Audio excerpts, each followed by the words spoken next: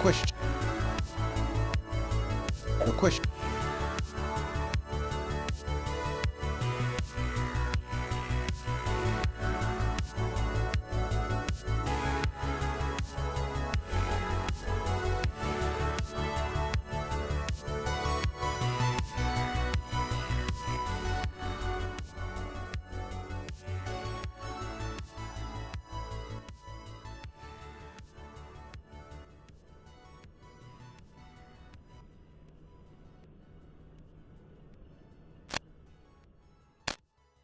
Hello everyone, happy Valentine's Day, and welcome to another Tinfoil stream. I'm very excited for this one. We have some fun videos to watch. As you can see, Velma won the costume contest, so I guess today we'll be looking for clues as to why people believe these conspiracies. Would have been better if I had my magnifying glass, but this is a detective thing. Velma didn't smoke a pipe. There it is. I found it. There's plastic on it. Sticky. Anyway, there's the costume. I did it. Welcome, everyone. Hope you have a wonderful Valentine's Day planned. And hey, if you're alone on Valentine's, I guess all of us are your date today. So welcome. How's everyone doing? Carpcosian, thank you so much for a 10-stream streak. Says 10 streams. My cat moos. She's not a cow. That's not even a good opening in chess. Just a peach, how you doing? Again, thank you, and Green Guy. I did get one of the shelves and the chair. So this chair will be gone soon. I have to assemble the chair, which I believe we're gonna do on stream probably tomorrow. So that'll be fun. That'll be cool. Cool beans. This chair will be dead. We will kill it on stream. What does that mean? I don't know. I'll figure it out. I've put myself into weirder messes than telling people I'll kill a chair on stream. It'll probably be funny or something. Who knows? Just don't break your heart. No promises, Phoenix. Cherapult. I don't have any sort of siege weapons, unfortunately. Don't have the budget for them.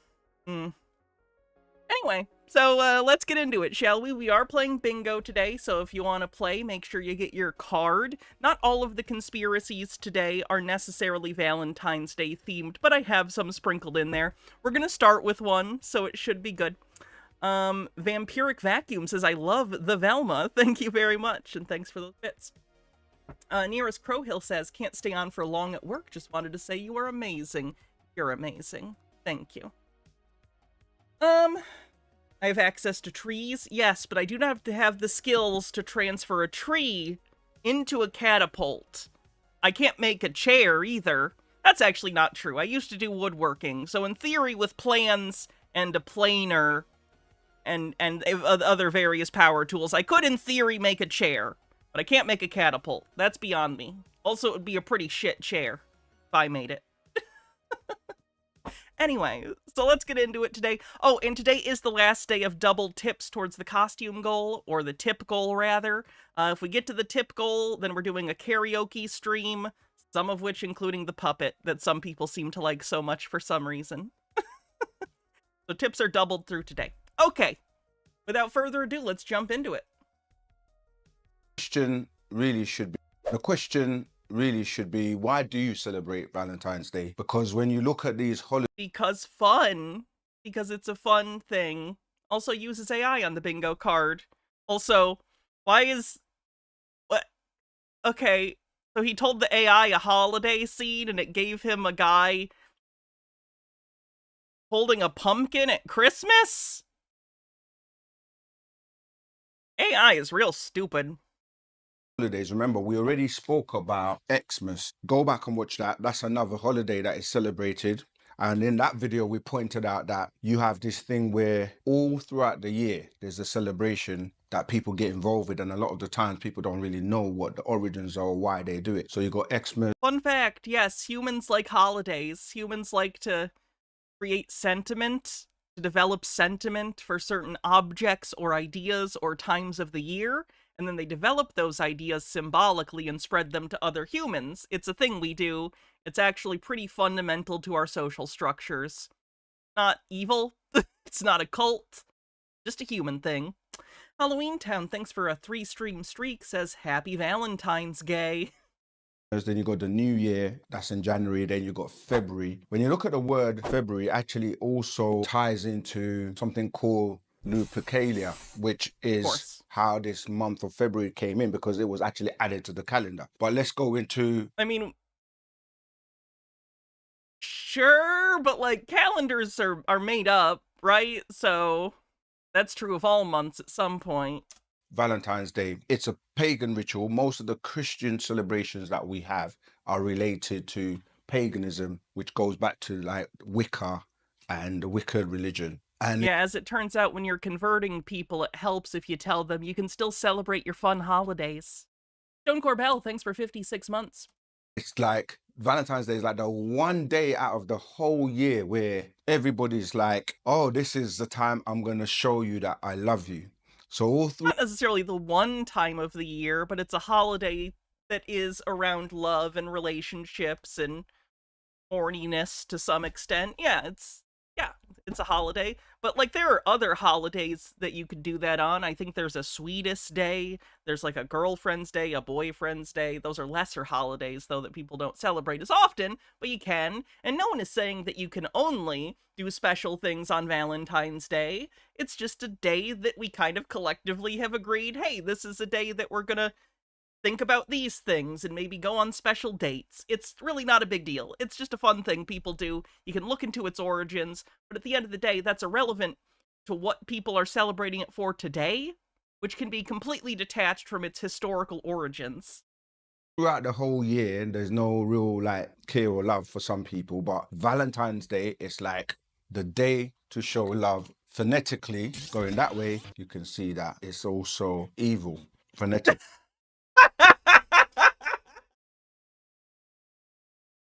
You know, I did not consider phonetically trying to say the word love backwards, because that's not how we read. We don't read words backwards. That's not what they are. This is just backmasking, but for writing instead of records. Evil! Love is evil. You heard it here first. Love stinks. Yeah, yeah. Because this day can cause a lot of breakups, people getting upset. And even Does though does it? I don't know about that. I can't imagine that, like, that's really true, unless it's like a final, like, nail in the coffin thing, like, oh, the relationship was already going bad, and then one of them, like, didn't think to do anything for Valentine's Day, and it was inconsiderate, I guess? I don't know, but I don't typically think of Valentine's Day as a day people break up. Kind of the opposite, honestly. heart doesn't even look like this. This is the one day where everyone's supposed to show love. This Valentine's Day, the name Valentine comes from someone known as Saint Valentine. And Saint Valentine was somebody who, during that time of Claudius II, He was definitely super white like that too. Was somebody... I actually don't know anything about Saint Valentine. He may be, but it looks like they put him in like Roman clothes, right? I feel like he'd be a bit more olive-skinned than this. Whatever, that's AI. Who, during that time... But it's a movie trope, I guess. I feel like there's just as many movie tropes about people coming together on Valentine's Day as splitting up, though. Claudius II. So we're dealing with Roman, because, again, this ties into, they say romantic or romance, romantic. And the founder of Rome is supposed to be, if you know about like Greek and Roman mythology, you're dealing Romulus. with Romulus and Remus. The story goes that these two children were found in a basket and they were found and nursed by a she-wolf. And this is where people always show, this is always the statue people show. Is this the one statue they have of this? We are playing bingo today, yes. Rome was found. Are there no other This is a very famous mythical event in Greek mythology. Is this the only statue? Because whenever I hear people talk about this, they always show this statue. Is it because it's hilarious? Because I concede it's a funny statue, but like, I don't know. wolf. And this is where the word Rome was founded by Romulus, because if you listen and check that out, Romulus actually killed his brother Remus. And so even though you say Valentine's Day, it's about celebrating love. And then the Remans were sent to work in the mines. You know, showing Rome. I'm familiar with mythology. We say Roman antics, right? Because Romans and the Greeks were actually well-known homosexuals. And I'm going to tell hate homosexuals in classical antiquity.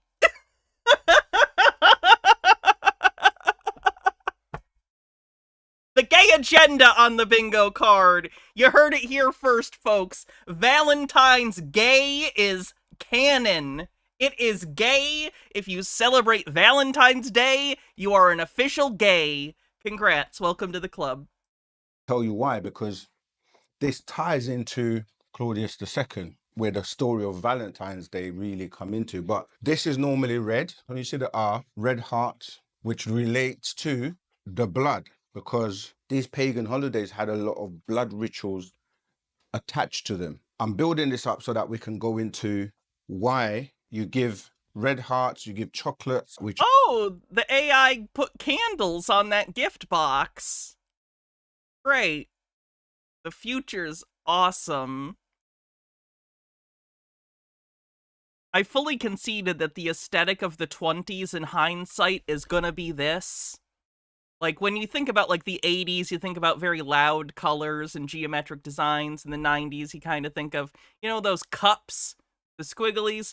This is the aesthetic of the 20s, and it kills me. And I hate it, and I hate to say it, but I'm just putting it out there now. This is gonna be the defining aesthetic of the 20s, and it's awful.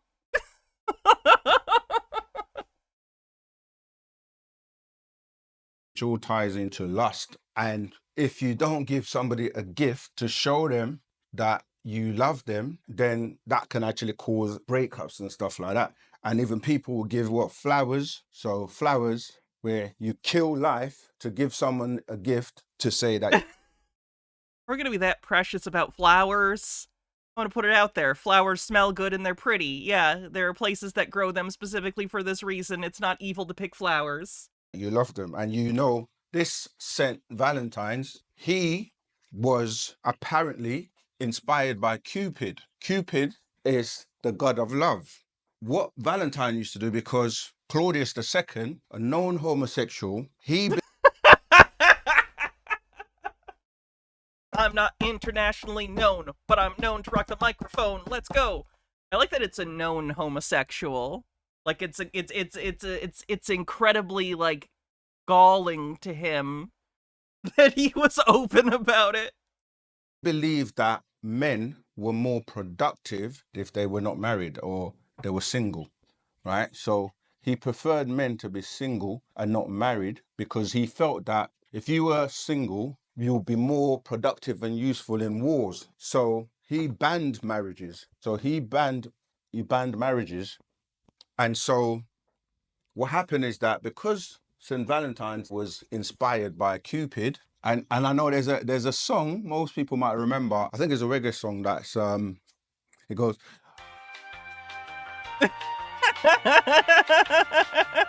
All right, this guy's a kook, but pretty funny gag.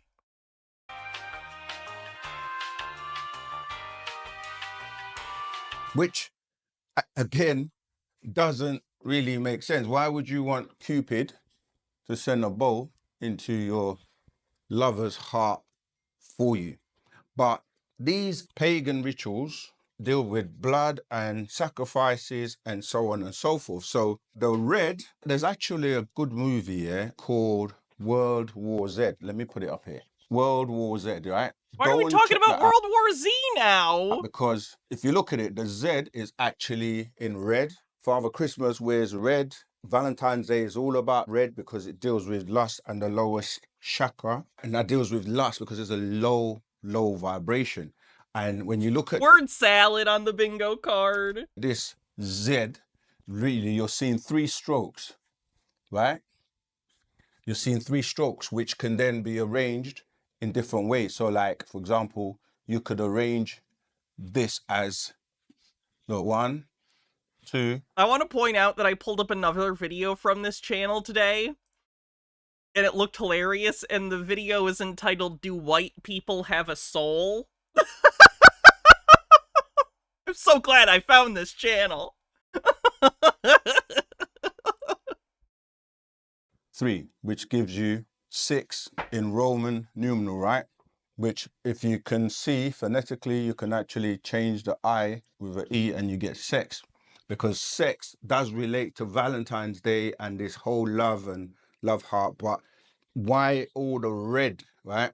And when you look at this Z, the Z is also an S, if you really look at it, which ties into the serpent, right? So the Z in the movie World War Z, it's relating to the beings from Zeta. That's what the Z.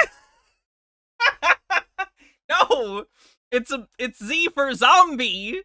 It's World War Z. The Z stands for zombie. It's a zombie movie? It's a zombie movie. The Z stands for zombie. I've read that book too, and the book is way better. The book is way better. But, yeah, no, the Z stands for zombie. Okay. Z is Zeta, the Zeta Reticuli. These are the beings that people are seeing called the Greys that tie into the serpent that I'm mentioning. And even this book that goes into zigzag zig, it's really dealing with the fact that you can see how the origins of the religions, especially like the Nation of Islam, tie into The bad zombie movie. As long as I don't consider it anything to do with the book, it's watchable. And it's a kind of enjoyable action schlocky movie, but it's not nearly as good as the book. If you want to see a good zombie movie,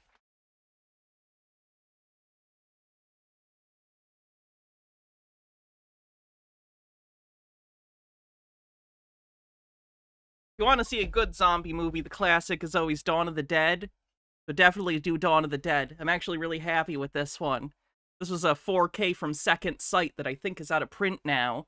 These are hard to get. The rights issues with Dawn of the Dead are insane. Side note, not a zombie movie, but George A. Romero also did a vampire movie. Sort of. It's a pseudo-vampire movie. He thinks he's a vampire, called Martin. Would recommend Martin if you like vampire or like 70s kind of sleazy slasher movies. Check out Martin. Good stuff. Yes, Hannah mentions Blu-ray. They're coming to get you, Barbara. That's actually from Night of the Living Dead, which was the first movie in this series. This one's the one where they're in the mall, and there's the head explosion at the beginning.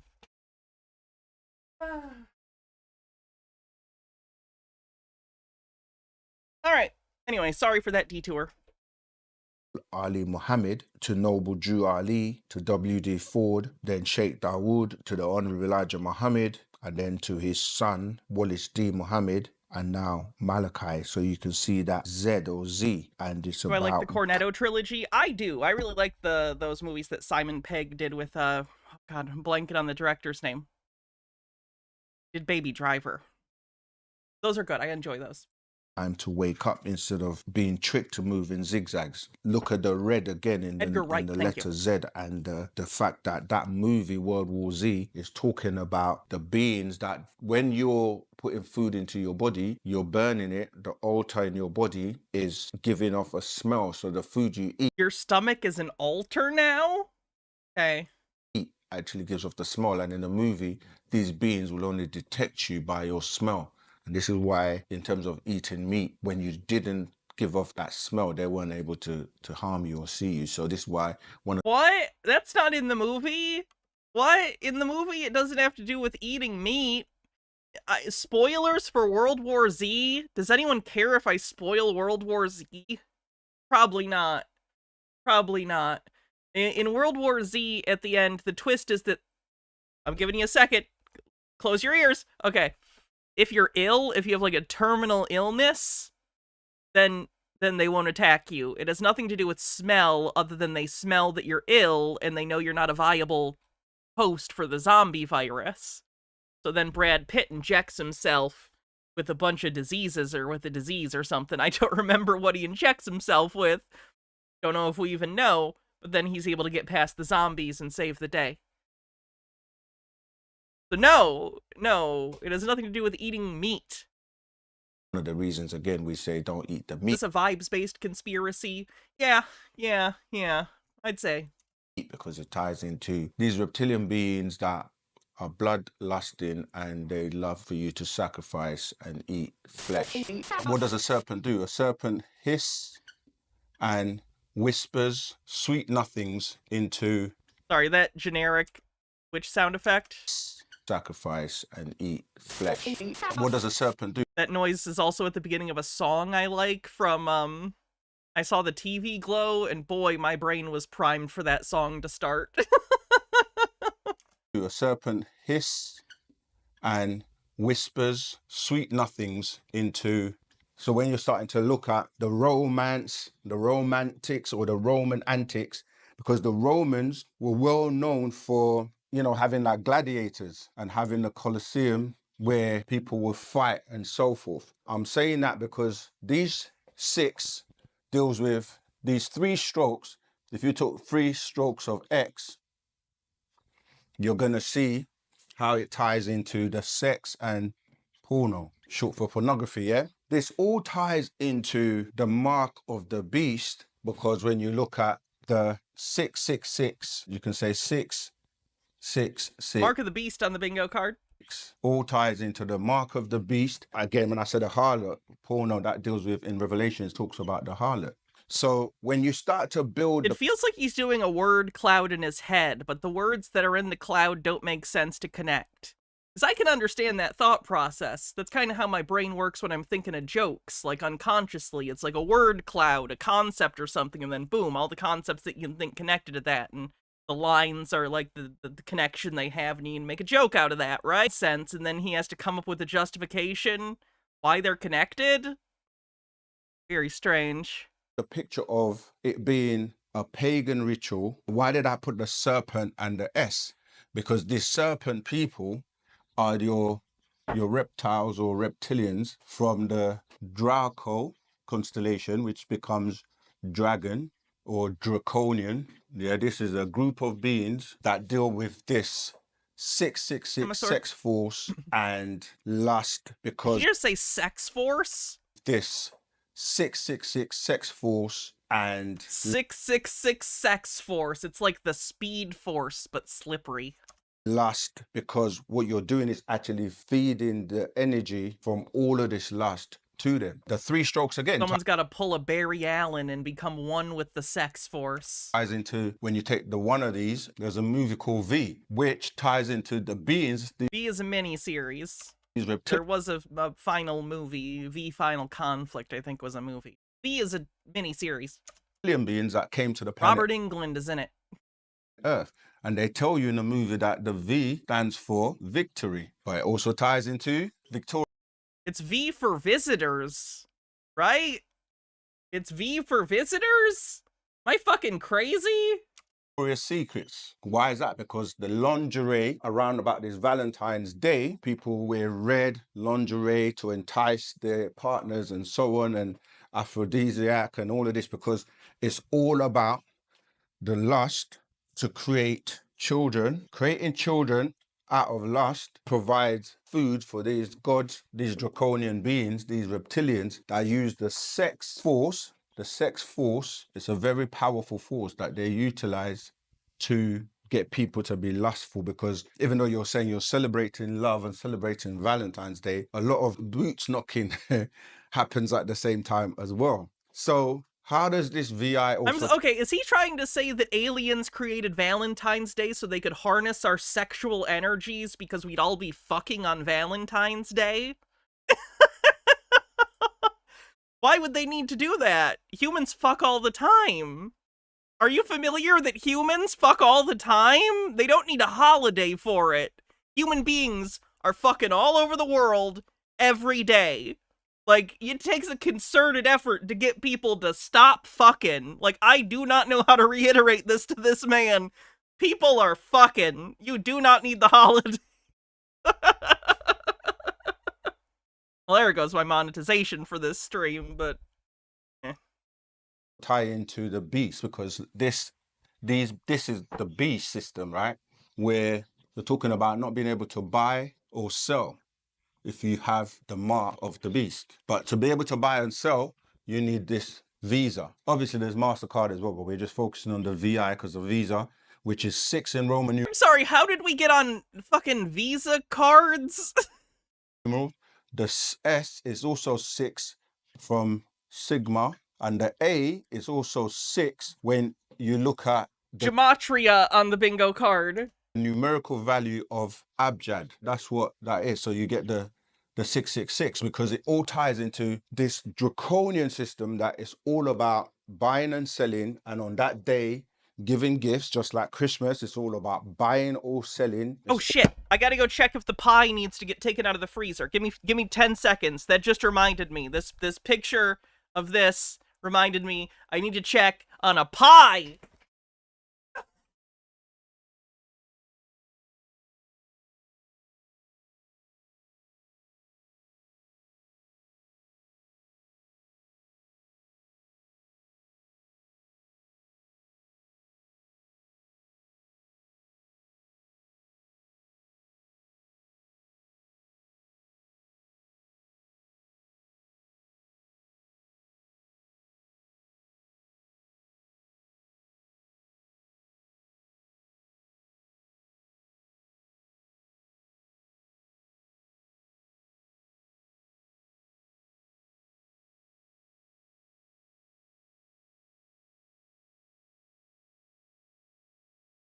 The pie's good. We're fine. We're good. All about that time you're promoting so-called love, which Chair told us it welcomes the sweet release of death while you were gone. Good, because it's coming, Chair. Like one more day. One more day on this earth, Chair.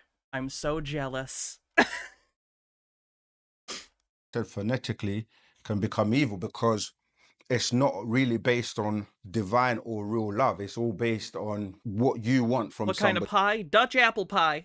somebody else. Okay, so let's go back to the story of Valentine's Day then. So Claudius II, who was emperor during that time, he wanted single men because he wanted them to go to war, and he didn't really promote marriages, and he was gay and was, you know, well-known. His entire thing about, like, oh, he was gay, in the Roman era, especially in the military, they didn't have the same conception of sexuality the way we do now. There wasn't, like, a distinct line drawn between gay and straight in the same way we have now, necessarily. It was very common for soldiers to, like, do stuff together. It wasn't uncommon, unfortunately, in Rome for stuff like pederasty, right? Like, again, he's thinking of this very from the perspective of how, like, the 20th and 21st century people conceptualize sexuality and projecting it into the past.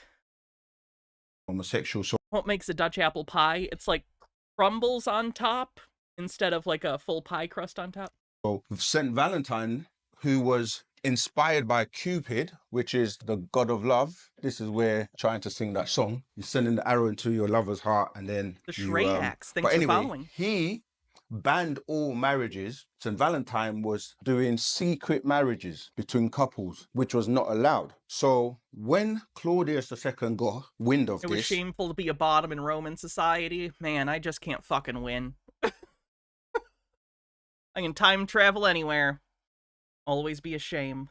What he did was he found all the grooms to be. Cheese on pie, yes or no? No.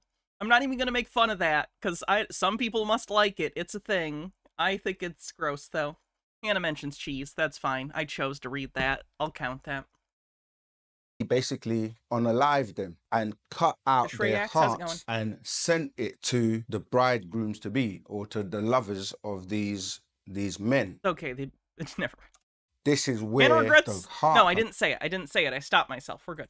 In. A real heart doesn't even look like that, because that's an illusion. So when you see all the red hearts and people putting red hearts all over during this time period of of Valentine's Day, what they really don't know is the origins behind that, where these people were killed and their hearts were taken out and sent to I the... do not believe that that's the origin of the hearts thing.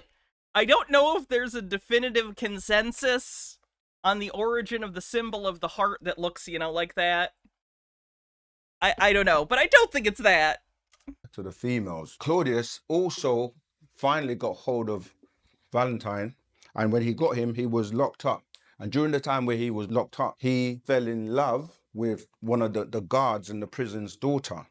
And he then sent her Why was the guard's daughter in the prison? a love letter to express his feelings for the guard's daughter. And so this is where that whole concept of secret letters, because you might like somebody and you're afraid or feel like you might get rejected. So you basically send them a letter instead. That's where that whole concept comes from. Anyway, when he finally got killed, Claudius got sent Valentine, who was a martyr. He got him killed. That's how he became a martyr. He got him killed. And then he literally took his heart, cut it out and ate it. This is how grotesque the things they were doing were in those days. Claudius used to have like a lot of orgies, because like I said, he was homosexual and he just loved the company of men. And from the men and these orgies, there were a lot of STDs, sexual transmitted diseases, that were spreading out. Do we know if he was a top or bottom? I need to know if I should be judging him harshly by the standards of his day. Now, like I said, why was it in February? Because this was when they celebrated something known as Lupercalia. And again, during like this festival, what they did is a lot of barbaric things. Like they would all strip naked. I do find it funny. The ultimate irony being that people now often describe the Romans as barbaric. Anyone else find that kind of cosmically funny? That would probably annoy them a lot. Run around and kill animals, strip. You're missing out on orgies today for sure. Green guy with the $1 tip says, Hannah, you should take a pic of the chair and frame it so we can always remember old chair. Isn't Puppet effing that chair? Won't be anymore, not soon. You know what I mean? The animals into, pieces of meat, and then they used to run around and beat the women, when they were all running around naked, beat the women with it, so that they reckoned that it was to help with fertility. This is where, like I was saying, H-Town knocking the boots, because the whole thing about fertility was that they believed that the women would be more fertile and during this time would give more offspring or children. So they would run around the town and hit them and whip them. Well, that's what they believed anyway. So like I said, it's also about romance. It's about Rome. So that was, again, another barbaric thing. When you look at the word barbaric, Foxy is if you believe Sobsit T. Strawman. Sobsit T. Strawman is a liar who's constantly projecting in order to stop people from seeing his true self.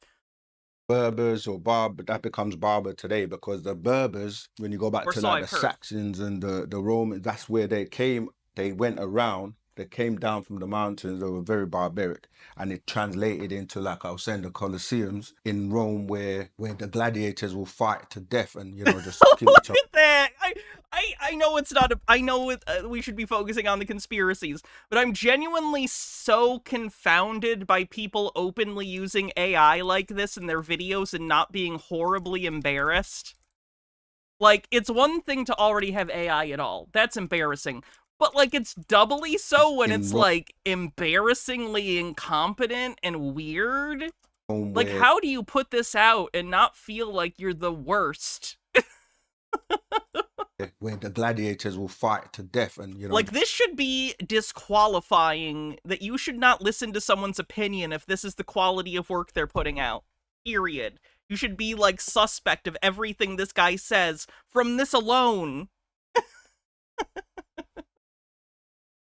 Just kill each other out. So in our culture of Wusabat, Phoenix 2250 says, I just looked it up. It was not werewolves. Lupercalia is she-wolves, like the mom of Romulus and Remus.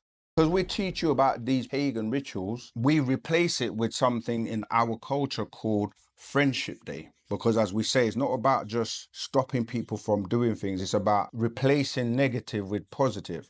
Now, Friendship Day, we deal with something called a shook. Ashuk is divine love. It's not love that is attached to anything. So it's more care, which is said really care, because you can care about somebody all year round. You don't have to wait to one day of the year to try and celebrate and do all of these things that you're doing, and you don't really know the origins of, because this Lupercalia was, they believed, it was a purification ritual basically during that time. As I said, this is where they did all of these things to deal with the women having children and so on. But the reality is that in Wu Sabat, we replace all the pagan rituals with our own cultural celebration so that people don't feel like they're missing out, and we deal with divine love and care, where it's really about, if you have any issues with anyone, especially in this day and time, you have to be able to strip all of that off and just like come together, make up. Yeah, even if you have an interest with, you know, the opposite sex, it's also a time where you're using Friendship Day,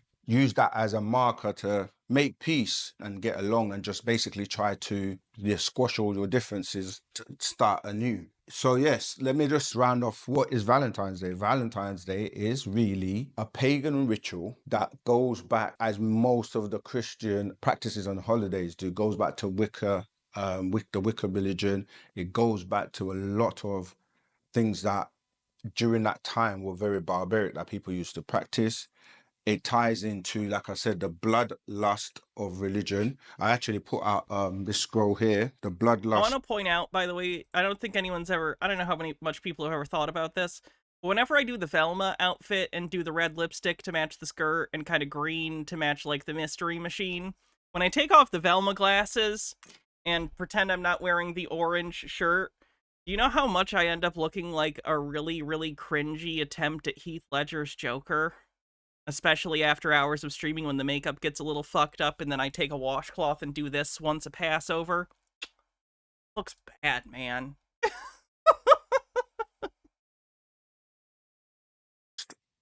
And religion, because when you start to look at religion and any of the, you can just Google, if you've got an online Bible, just type in blood and search, and you will see that a lot of instances of blood sacrifices come in.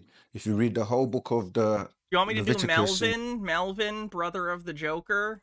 in the Bible, you see that, you know, there's like blood being sprinkled on the altar, animals being sacrificed, the sweet smell or savor of blood is promoted. My father And that all was a goes back to drinker these and a reptilian fiend. beings that promote sex, the sex ether, sex force, and it's all about Black seed, brown seed, red, white seed, white, red seed, mixed seeds, yellow seed, amber seeds.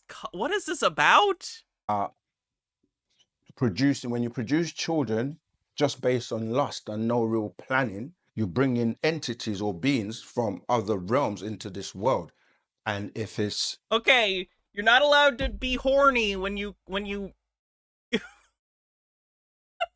you're not allowed to be horny when you try to reproduce? That's gonna make it difficult. That's gonna make it really difficult. How do you plan on procreating if you're not horny at all?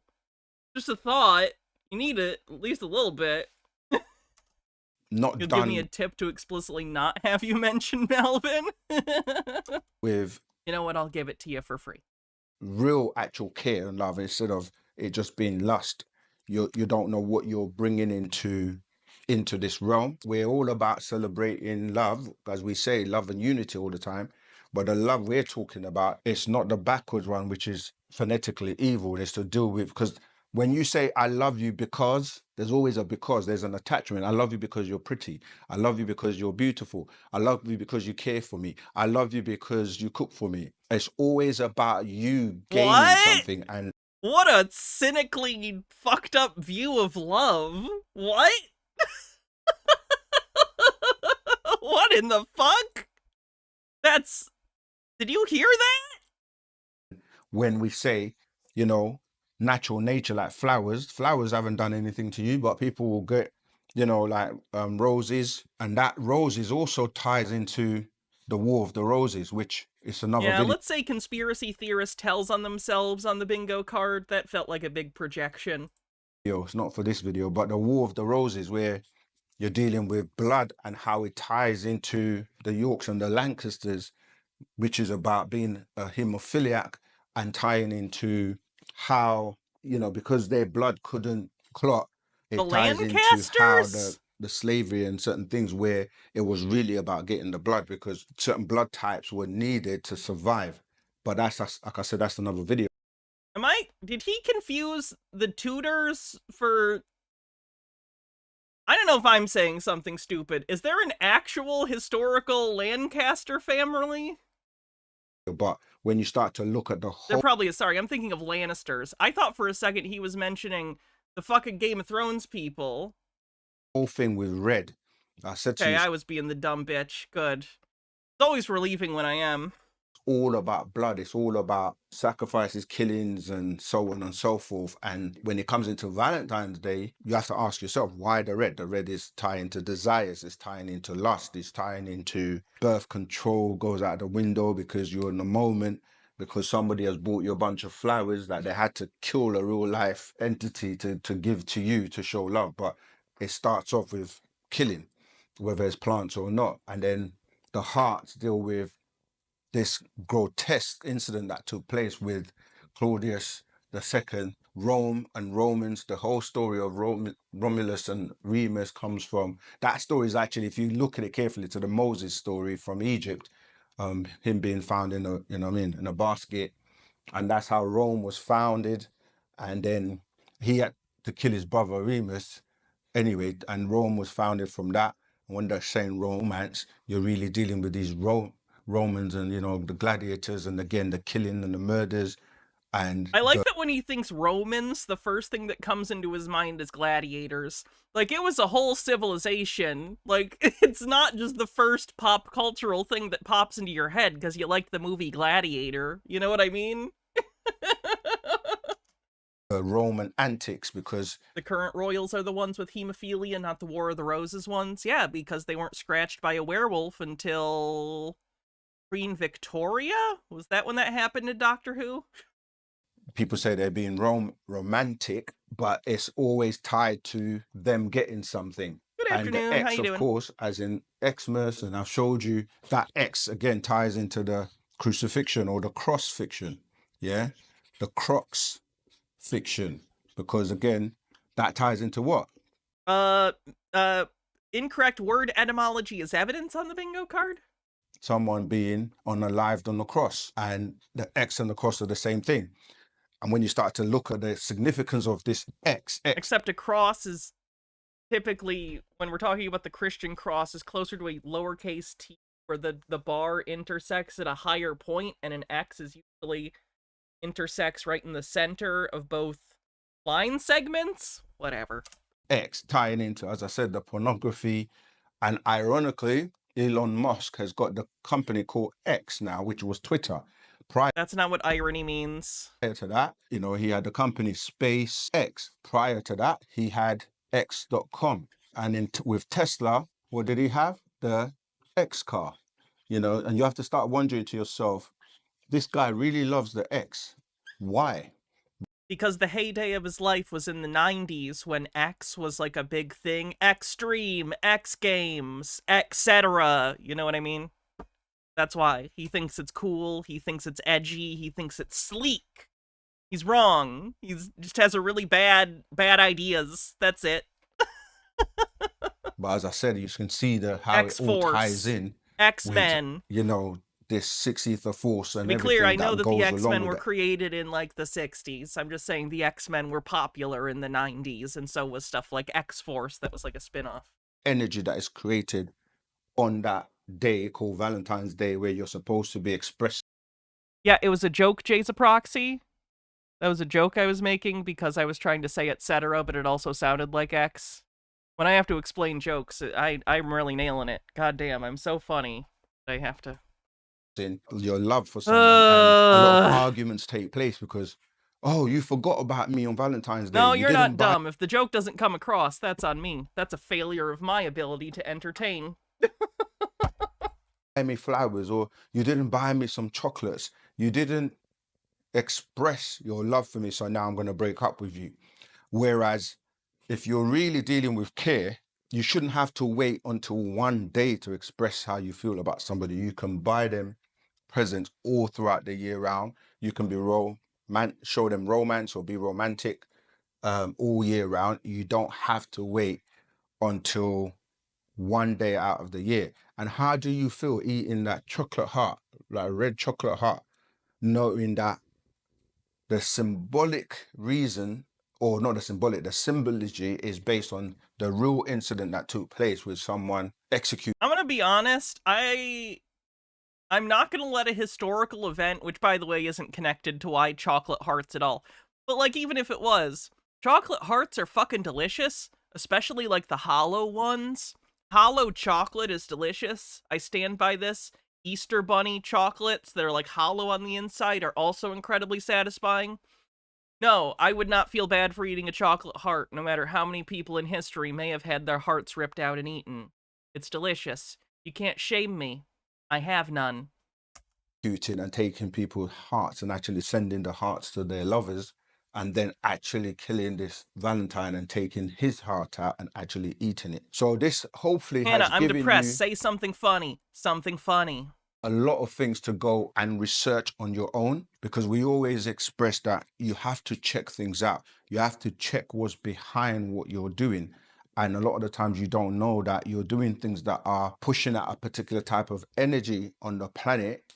And collectively, that energy is actually affecting people on the planet. It's actually, you know, it's a negative thing because these beings actually feed off of that energy. So what we're saying is that with Wu Sabat, we teach you the actual facts of everything, and then you have to decide if you actually want to partake in it or not.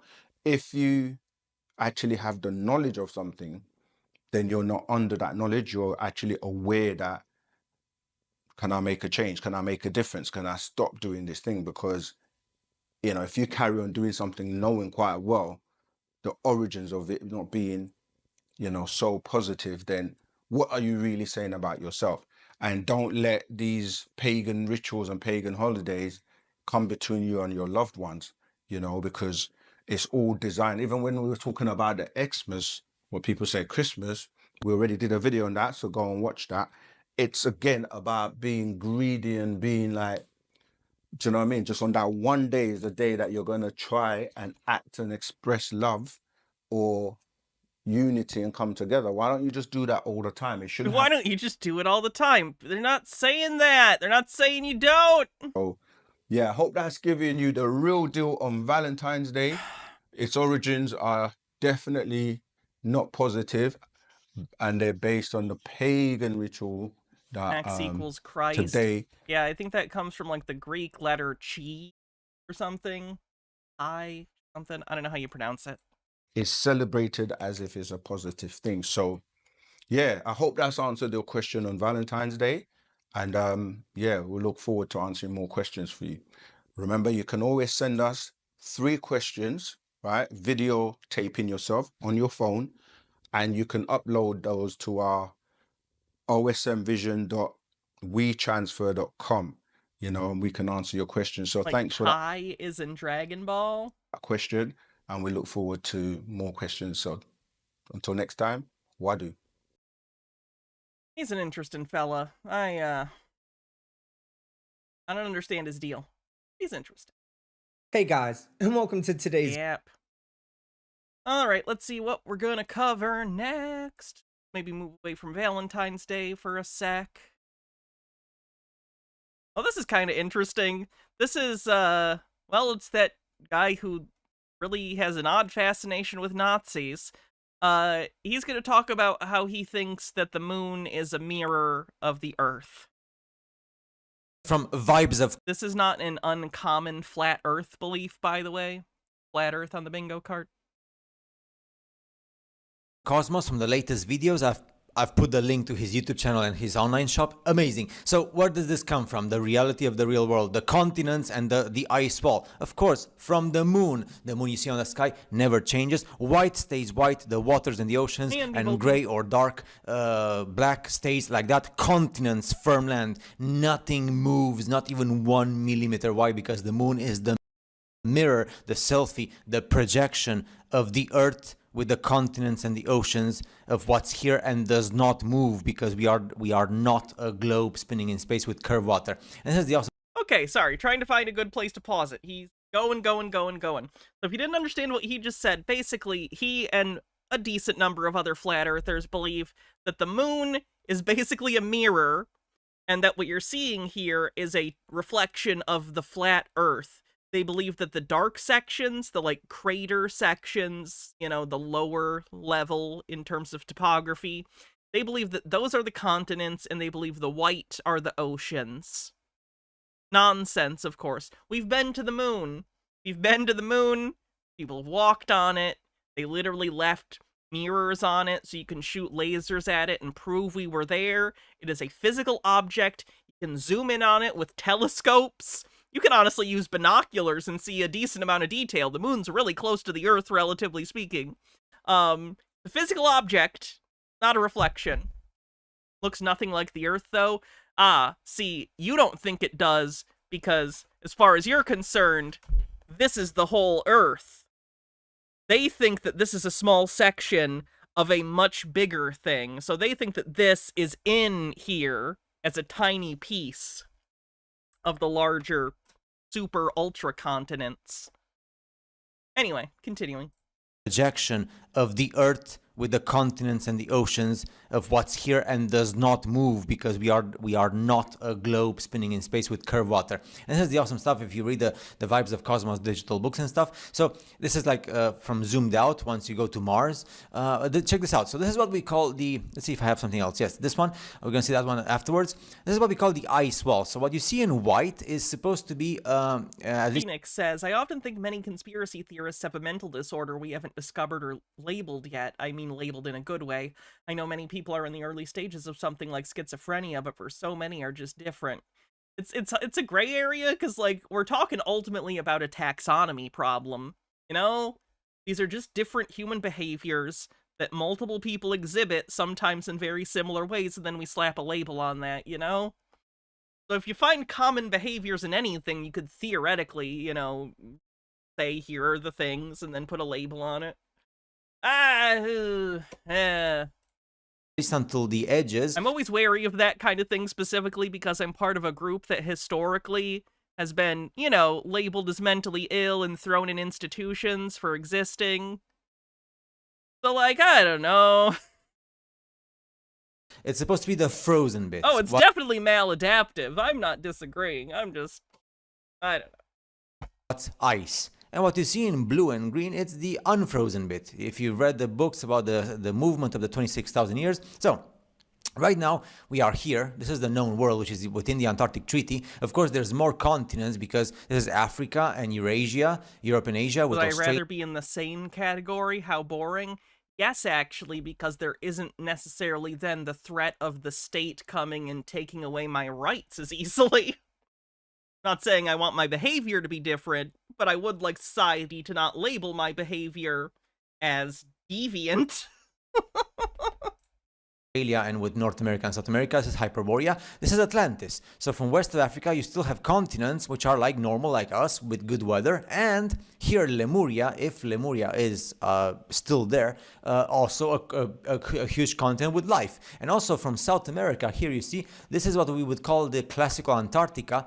Antarctica, which has portions which are not icy. So the expeditions of the Russians and the Americans, when they go there and we see places with ice and no ice, it could very well be these places here, bits and pieces which are still not with no ice, and then of course there's ice. But check this out. So and the rest of all this here is ice, but then you have a portion which is again here because of the electromagnetic radiation with the sun. There's a different sun, which again there's no ice. So the ice barrier, which would be in this case what we call from South America, and Australia, which is like when you go to the ice wall. You have like this. I like how even to get this ridiculous thing to fit, they had to distort the continents so much that they're barely recognizable for what they're claiming they are. Here, which is like thinner than on the other side, because this here is supposed to be frozen. But this thinner side, this could very well be the ice wall. Like, you can kind of make out Africa. You can't, because it's off screen slightly, but other than that, Not really making out much. Here, let me... You can kind of see Africa on the left at the bottom. You can see the sort of, like, western coast. Kind of where, like, Morocco and stuff would be. And if you can see here, there's like a slight entrance through water that connects, which here it means that there's no ice. So we can easily go with airplanes to the sky or with the ships across the water. And so these places here from South America, if you go from these continents here, these could very well be very easy accesses through the ice wall with no problems whatsoever. And you get to this portion here, which is a circular portion of ocean, which is no ice. And check this out. There are continents here, which again, they have no ice. So perfect life here for humanity, for our humanity, for other human species, for the Germans, or who knows. So again, you see... Oh, there it is! There it is! Knew he couldn't help himself. You don't know, he basically really likes the Nazis, because he's like a Nazi. And part of his conspiracy beliefs is that somewhere out there are secret Nazis that escaped Germany after World War II and continued Nazism in another place. And he has literally, like, begged these fictive, like existing Nazis to come and take him to their magical Nazi land. And he literally was like, I'll be a janitor, I don't care, just please come get me. Like, real unfortunate stuff. This place here, no ice whatsoever, water. There's also a bit here. And then, of course, again, we have like another ice wall, which would be the next circle, which is like this one here with these islands. And then again, we have no ice. So good weather.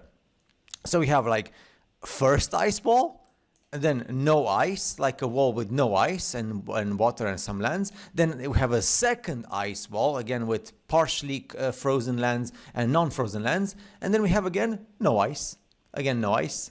So good life in the Antarctic Treaty, a bit of ice wall here, then again good life, Protestant temperature, then another ice wall, then good life again. So this is so amazing. Let's go to the zoom picture here. See how awesome it is to just... the thing is, we cannot go in a straight line. It's forbidden. The Antarctic Treaty until 2048 does not allow you to go in a straight line from any parts and places in the world. So if you try to go from South Africa... That's not true. That's not in the treaty at all. I don't know where he gets that idea that it's illegal to, like, fly in one direction or go on a boat in one direction. No, it's not. You can circumnavigate. You can do what you want. What are you talking about? In a straight line forbidden, from Australia in a straight line forbidden, from South America in a straight line forbidden.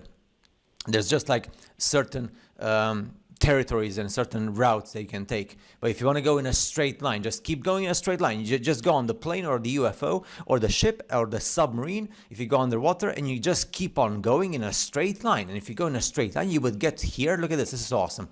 If you go from South America, from Australia, with the ships and the airplanes, the exit.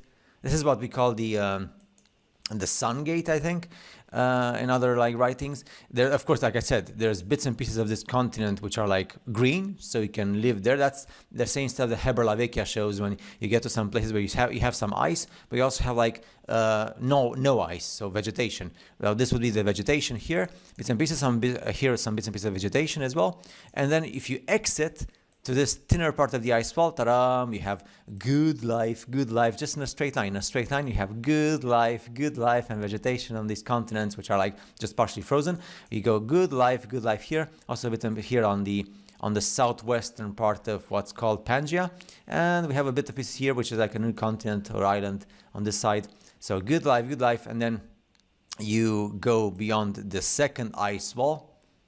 The second ice wall here, which again would be a bit more difficult. Although, check this out. If you exit from Antarctic Treaty here, and if you move along this area surrounding the ice wall, you get to this place here, which seems that there's an exit with no ice here.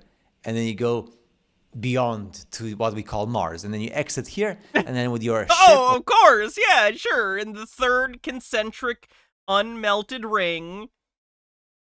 That's where Mars is, sure. Or your UFO or airplane, if you have enough fuel, or electromagnetic, or with a submarine. Why are there 2 ice walls? Why not? Why not 3? Why not 4? What if there are infinite ice walls concentrically circling each other? you go to these islands here, which are like good life, no frozen, no ice. You see, I didn't even know why people are, oh yeah, another continent here. I didn't even know why people have such a hard time. Oh look, another continent here, island, from land. And then of Believe that evidence is self-evident on the bingo card? course, We'll look at the bingo card after this video, by the way. There's about 3 or 4 minutes left in it. you might have more frozen stuff. So that's the whole point. You have good life, then ice wall and frozen and ice, but with certain exits, and good life, and then again ice. I hate how he says good life. Why do I hate that? I hate it. So ice, good life, ice, good life. I don't even know why people struggle so much to see. First of all, the moon is the projection selfie mirror of the earth and the oceans, and then it seems that people prefer to live in a spinning ball earth with curved water in computer graphics space with Not about preference, it's about what's evidenced. Reality cares not for your preferences. So that's a weird thing to say. asteroids and meteorites, or like with ugly gray aliens or reptilians, than to actually understand the reality of the real world. The sun is electromagnetic and the moon, and you have areas where there's good life because of the movement of the electromagnetism, just like in a microwave where you have heat. And then you have some areas which are frozen, so ice age. And then you have like another area which is non-frozen, so good life, good temperatures for living, and liquid water and vegetation. And then again another ice wall, and so on. So depending on the electromagnetic wavelength, when you have activity with the electromagnetism, you have good life, vegetation and sun and happy and well-being. And then you have ice wall, frozen stuff, and icebergs and snow and ice and low temperatures. He really is manic for this video. Yeah, reminds me of my mom. Good life.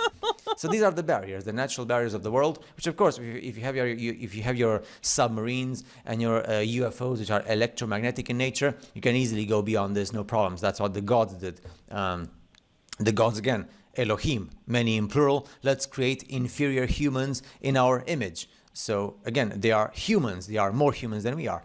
So they can travel easily, and then they're just create spots. They're more human than we are. So for example, you get to this place here. Who knows? Now that Vibes of Cosmos has made the map of Mars, how many of these places are repeated again and again? So you have like spots. Yeah, here I noticed that too. There is a mini moon on this moon. I don't know what that's about. I don't know why they think there's a moon reflected on the moon. Whatever. Life, because the sun allows, and the electromagnetic sun, the black sun, allows for life. Then you have some frozen bit. Then again, you have another spot with life. So how many humanities you can find if you go in a straight line and say, hello, I am from this experiment here where we have life. I have to cross over the ice walls, several ice walls and several regions with ice and frozen ice age, and then you get to a new place where you have new life and new people and other humanities and civilization and vegetation and flora and fauna and stuff. So it's just a matter of the wavelength of the electromagnetic source of power, which is the sun. And that's nature, that's geography, that's history, that's the reality of the real world. So next time, just ask your government, which they're going to laugh at you. Let's go in a straight line. We exit through the ice wall where is thinner, because the sun we are now in this era. Because afterwards, when the sun is going to be moving towards the west, all this area here is going to be frozen, and then Pangea is going to be unfrozen. So the ice wall is going to be... Wait, he thinks Pangea is like a thing that exists in the present day? Oh. Thinner on this side. Right now, the ice wall is thinner on this side, which makes sense because of all what happened with Germany and the forbidden people of Germany in the Second World War when they went to... Antarctica via the region of South America. I think you mean verboten people. It makes sense. And the thinner ice wall is closer to South America from this side here than if you go from Europe, from here, if you go in a straight line to there. Although you can go to Atlantis as well. We don't even know what Atlantis looks like. Atlantis on the bingo card. So that's also maybe there's like a different humanity here, and then we're not allowed to go because of politics and military stuff. So this is awesome. Vibes of Cosmos has totally... You know, politics and military stuff. The reason the government won't tell you the truth about Atlantis. That makes total sense. Okay, let's take a look at the bingo card and see where we're at, shall we? The gay agenda uses AI... Flat Earth, Gematria, and it mentions cheese. Incorrectly believes evidence is self-evident. Vibes-based conspiracy. Anna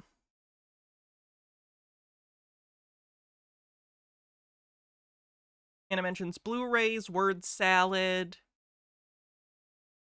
Sky is fake.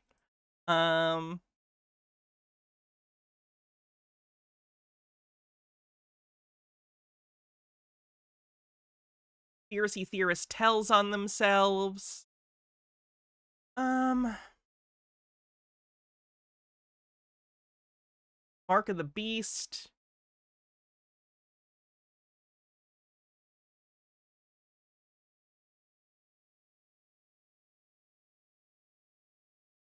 Is there anything else?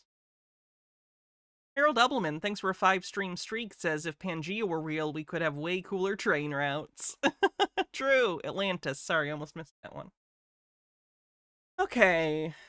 Did we get 5? I don't think so. I don't think the Freemasons or Illuminati have been mentioned, surprisingly, so far. I think that catches us up.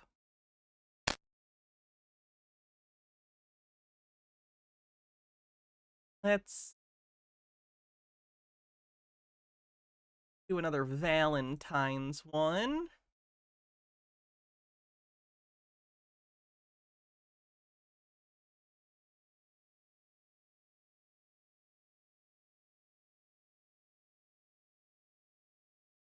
Try this. So, Valentine's Day is coming up soon. And sadly, I must inform you that just like the rest of the holidays, it has absolutely nothing to do with what you think it does. Again, that's not really how it works, right? If everyone thinks a holiday is one thing, that's what it is, right? The connotation is the holiday, right? It's a completely fictive thing. There's no denotation to even draw from. It's entirely connotative. It's entirely a social construct. So it is a holiday that means whatever the majority of people say it is. Like, by definition, there is no secret hidden thing. It's all connotation. If all these people say the connotation are these things, and you're saying it's these things, you're outvoted. Some might think, well, yeah, of course. It was created by the government and corporations to rob and Valentine's Day was created by the government to subsidize big chocolate. control us, selling false love through what seems like a pointless money-making scheme to sell. Why does this feel like someone who is really misanthropic about relationships, put it lightly, is just really mad about Valentine's Day because they're lonely, and instead of maybe self-reflecting or working on that, or just accepting it if they don't want to do anything about it, they've turned to, like, bitter anger and just, like, I don't know, not good things. Candy and roses and cards and whatnot. And Roses and cards from from your sweetie that you love, you fucking pussies. What, you have people in your life who love you and snuggle you and wanna watch movies with you, and you wanna feel wanted and loved? Fucking betas. wouldn't be wrong, but it goes much deeper than just the greed of the Cuddling does slap, though. elite. Everything they do is multifaceted, calculated, and deceptive. The real reasons behind Valentine's Day are much more sinister than you think. To find its true origins, we must go all the way back to ancient Babylon. It is here where the figure we know as Cupid emerges. The name Cupid comes from the Latin verb cupere, meaning to desire. Cupid was the son of Venus, the Roman goddess of beauty and love. I've heard about her from the song. Originally known as Tammuz and Ishtar, this mother and son couple are the progenitors of all pagan religions on Earth today. Ishtar is based. In this ancient Babylonian writing, we can see the true identity of Tammuz revealed. Quote, "The little demons and the great demons cried aloud. Demons and their companions cried aloud. Our heroic lord, he who was seized away, forsake us not. Tammuz, our Lord, was seized away, forsake us not. End quote. Satanic on the bingo card? Yeah, that's where this is going. You can do satanic. Green guy with the dollar tip says, Hannah, gay straight is a social construct of the times. Wasn't labeled like that during the Roman times. People just fucked. I talked about that earlier. Yes, you heard that correctly. Tammuz is being referred to as the Lord of Demons. In this... Wait a minute. A Christian writer recontextualizing a god that isn't Christian as a demon? They never do that arbitrarily. 1914 book entitled Tammuz and Ishtar, the author S. Langdon gives us more detail about the true identity of Tammuz. Quote, they're a fictional character, so they don't have a real identity outside of the minds of those who think about them. the litanies and the theological lists. He was cutting firewood? Ooh, very gruff. Was he wearing like a flannel shirt with like a beard and like suspenders or something? And it wipes his brow and he comes in and he's like, what am I doing? Why is he the brawny paper towel man? Never mind. Refer to Tammuz by a title which occurs as frequently as any other, and which I have reserved for a separate treatment. For in this title we have evidence that this deity was connected with serpent worship. It is true that this connection is to be regarded as prehistoric, and one which was forgotten in the age when our sources begin. For not only is Tammuz called the great serpent dragon, but the same title is more than once applied to the mother goddess herself. The title in Sumerian is God, a name which is regarded by the theologians apparently as the most important of all the titles of Tammuz. The name should mean the great serpent of heaven. End quote. The great serpent of heaven. Where have we heard that before? Oh my god, he's gonna say Cupid is literally Satan. Oh no. Revelation chapter 12, Star Wars t-shirt and Scooby PJ pants, equally good. verse 9. And the great dragon was cast out, that old serpent called the devil and Satan, which deceiveth the whole world. He was cast out into the earth, and his angels were cast out with him. Mythology describes Tammuz as having both a cruel and a happy personality. He would use his invisible arrows tipped with gold to strike unsuspecting men and women, causing them to fall in love. How can Cupid be Satan if Santa is Satan? Everything I don't like is Satan. Satan's a busy boy, okay? Gets up, he's got a lot of holidays to manage, okay? And rock bands, and movie studios, and, Starbucks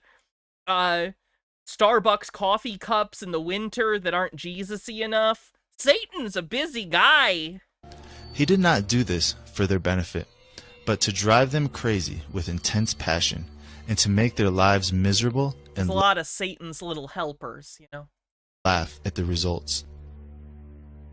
Famously, Tammuz used the love arrow on his own mother, causing her to fall madly in love with him. Mother and son got married, and the story of Cupid was born. Quote, I mean, Oedipus did it, and that guy was a king. So, that probably worked out for him. I didn't read the whole thing. I think I pretty much got it from page 1. I'm sure they lived happily ever after. in Babylonian religion, the earth goddess was regarded as the mother and wife of Tammuz. That the sun should be also the lover of the goddess is explained on the assumption that in ancient society, the imperial power descended through the female line. In that case, the heir to a throne is the daughter of a king. To retain a throne, the son of a king must marry his sister, or, failing a sister, his own mother. In the Sumerian myth, we have both circumstances represented. In the Egyptian version, Isis is the sister of her husband Osiris. In Sumer, the original myth represented the mother goddess as the mother of Tammuz. End quote. Now, further down in the story, as Tammuz grows and becomes a man, Tammuz actually marries his mother, and they have a very sexual relationship. And that baby Tammuz and his mother Semiramis is where... If we're going to get into incest in religion, are we going to talk about where Adam and Eve's kids got wives? You know what I mean? Are we really going to have this discussion? Are we going to talk about Lot and his daughters? Are we going to talk about Noah's kids and their kids' kids? Like, no one likes to talk about incest, but frankly, religion is full of it. Just a weird thing, man. I don't get it, but don't be in glass houses, okay? Christianity's got its fair share of incest in its mythology, okay? You get the story of Cupid. So now that we know where Cupid comes from, let's take a look at Valentine's Day itself. The association between mid-February and romance goes back to a pagan festival known as Lupercalia, likely honoring either Lupa, the she-wolf of Rome, who suckled Romulus and Remus, or Faunus. See what I mean? They always use that goddamn statue. Their god of fertility. The festivities began with an animal sacrifice. Then the ritualistic slapping of young women with strips of the animal's skin and blood to bestow fertility for the coming year. I volunteer as tribute. Alberta Mildred Franklin writes this in her 1921 book entitled The Lupercalia. Quote, "These occasions are celebrated by the worshippers with extravagant orgies We need to of put syncretism on the bingo card. Yeah, we do. We do. I will. I need to do the new bingo card. I said I was going to do it a month ago, but I'm a piece of shit, so... mourning and of joy. In the death and the resurrection of the deity, the people find assurance of human immortality. Much of the homage offered by this agricultural people to its earth goddess consists of fertility charms to arouse the dormant powers of productivity or to secure rain for the crops. But often, the god Element says, I don't need an extravagant orgy. I'll take a budget orgy, right? All you need is a thing of lube from Costco and maybe like a charcuterie board for people taking a break. Rest will figure itself out. Stay hydrated, people. goddess withholds her blessing and sends barrenness, blight, and pestilence upon her people. To avert these destructive forces and to set free all beneficent activities, the devotees resort to strange orgiastic practices. Often, they seek to propitiate the dread goddess by the sacrifice of a human being." End quote. Most people are completely unaware of this link between human sacrifice and Valentine's Day. Let's continue.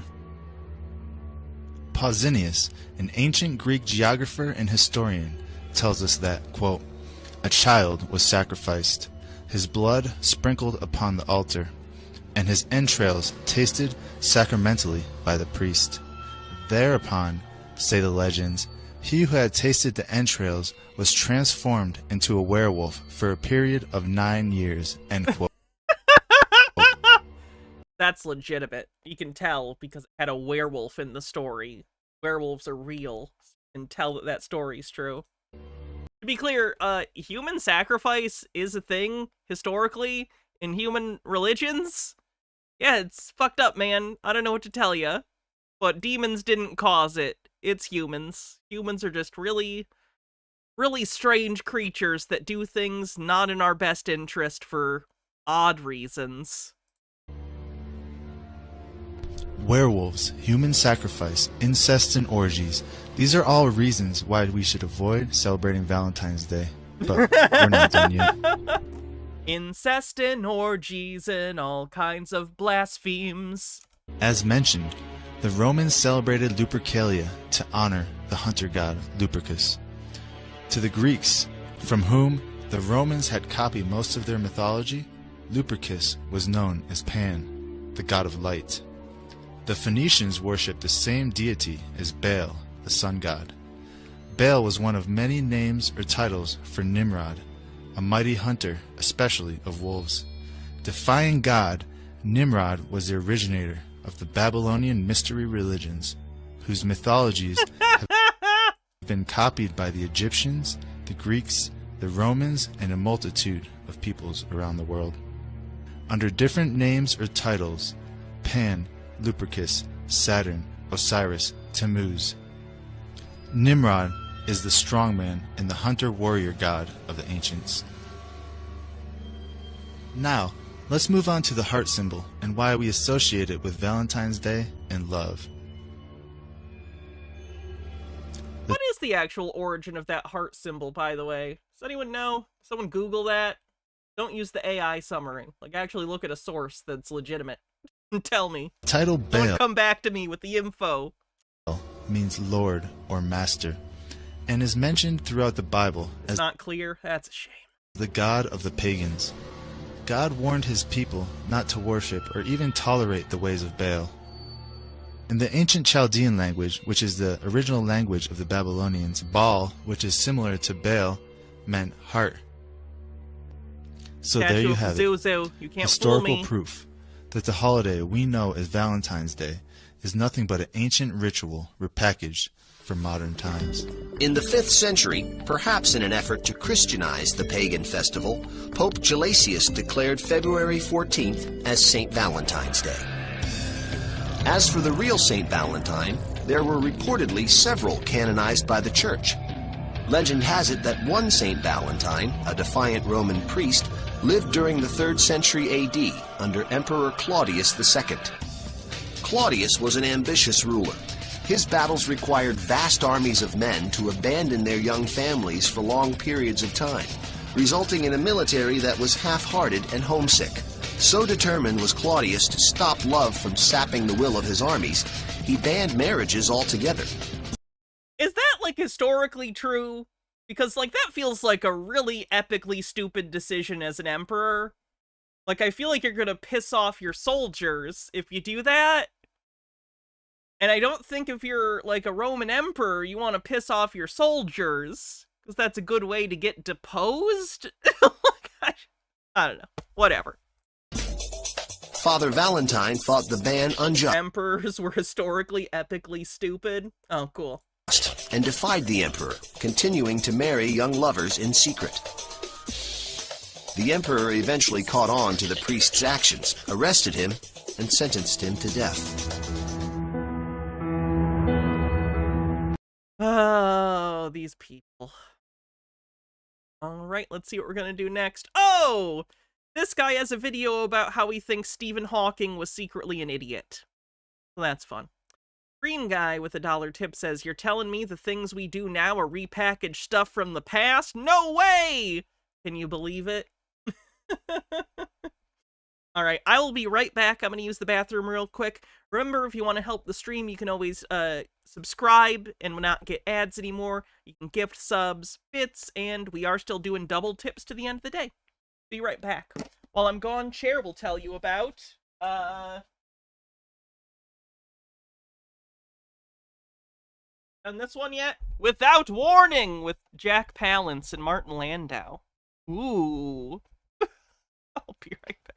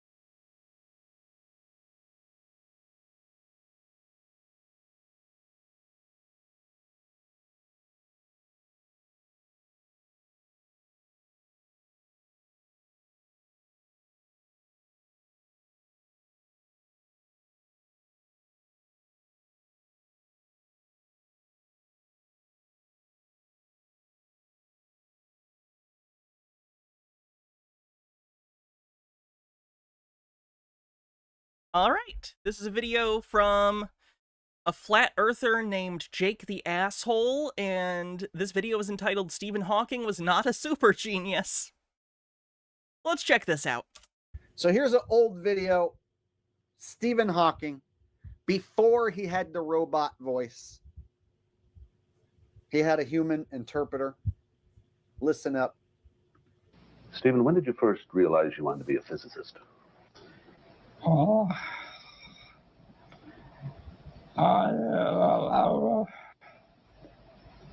Oh god, he's gonna make fun of his disability. Oh Jesus.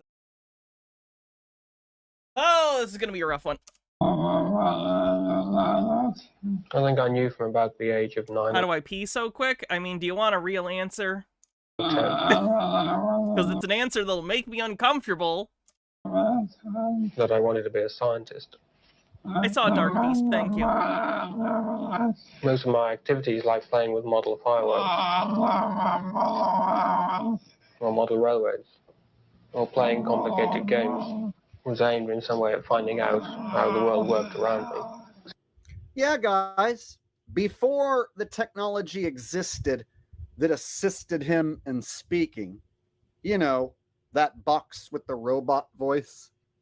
Yeah, before that technology that only he got to use, that only one man in the world got to use, before that technology, they had an interpreter. You see, this is a super genius. He's not a regular genius. This guy is a freaking super genius. Yeah, his work on black holes was revolutionary. Unfortunately, he also had a degenerative disease that had him lose control of his body over time, thus what you see here, and then later in his life with the box. And he's got special needs.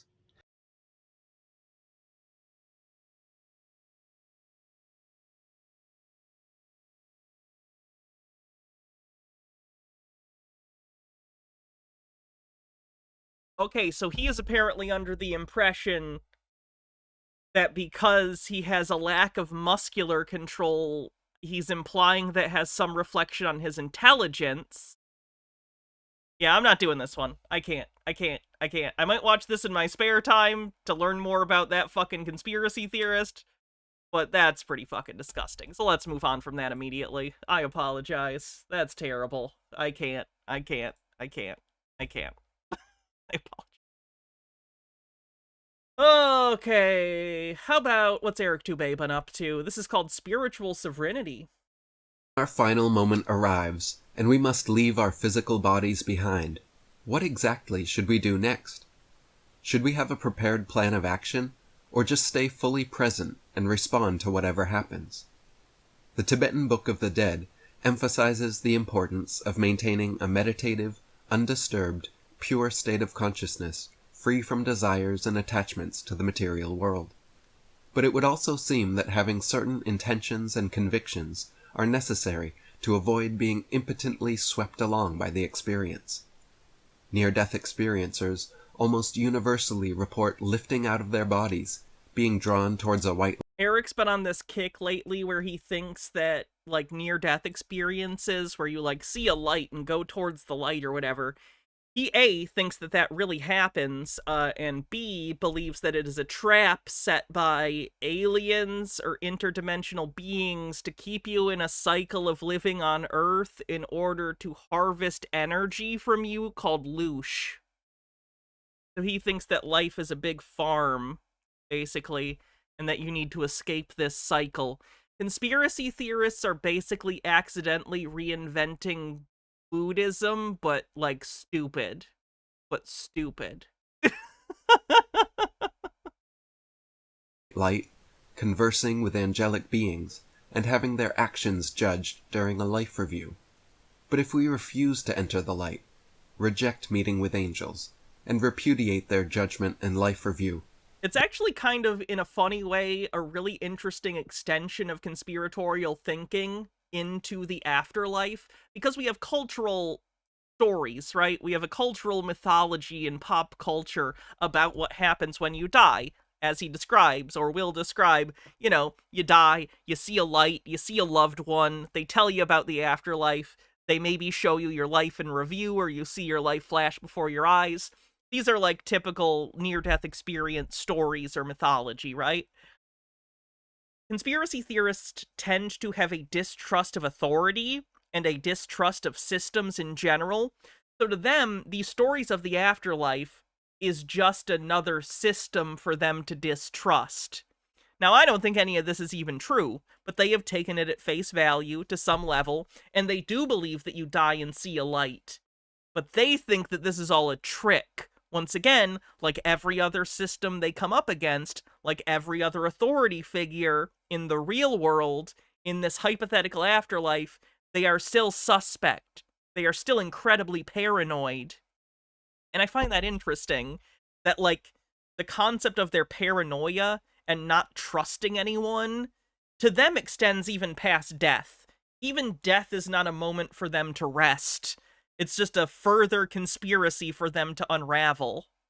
And that's really sad, I think, is a life so filled with mistrust that even the thought of death and some sort of afterlife isn't in any way relaxing to you, or like a thought of a final rest, like you'll just die.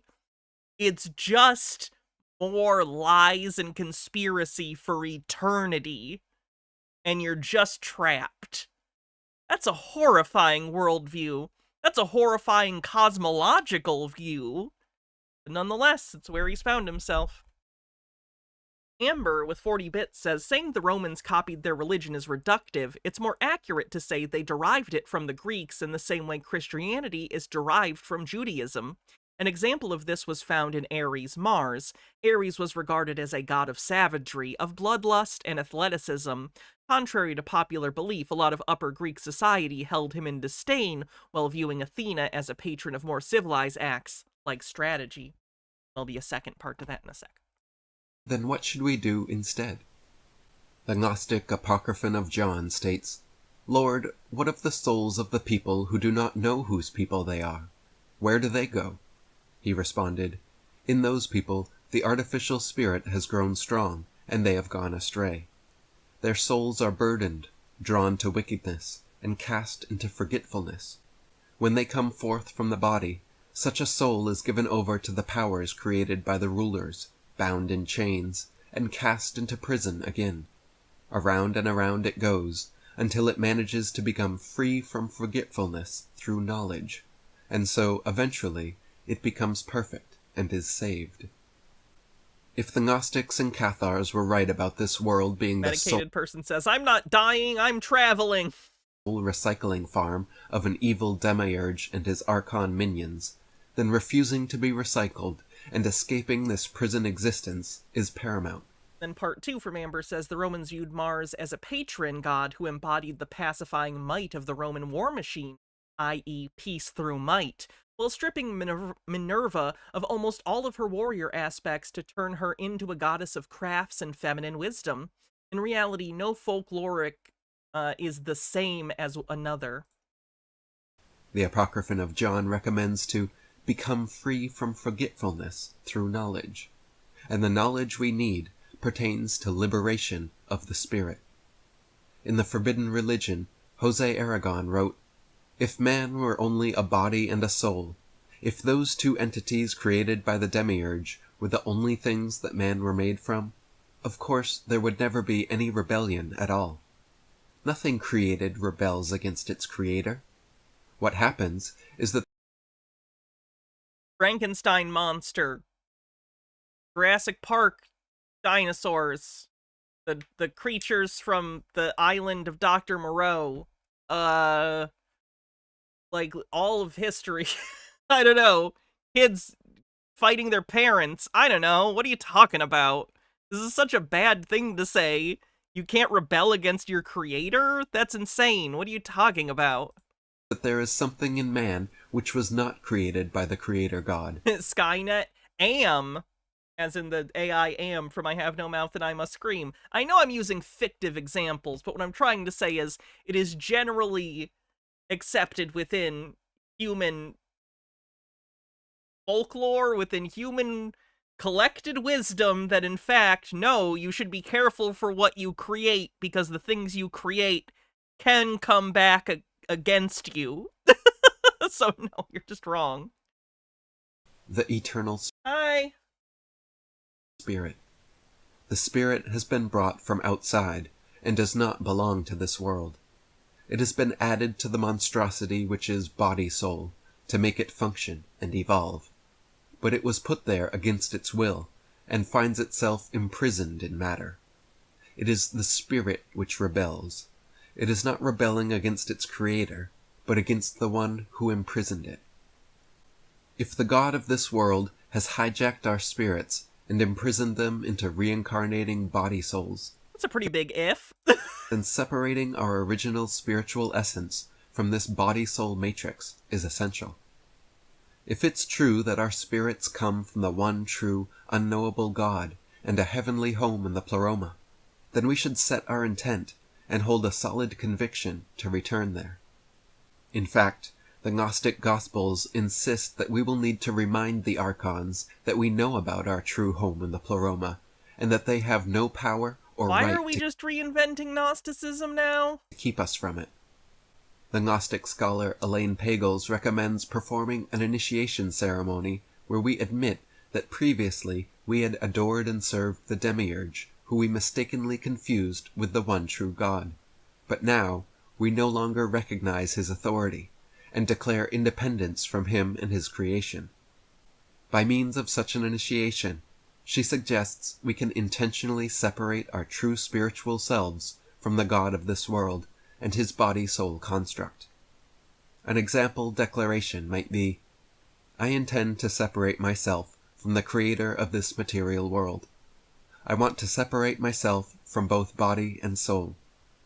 I wish to reunite with my true spiritual essence, to be my So odd that he thinks there's an entire, like, cosmic conspiracy against you, but you can defeat it by saying words.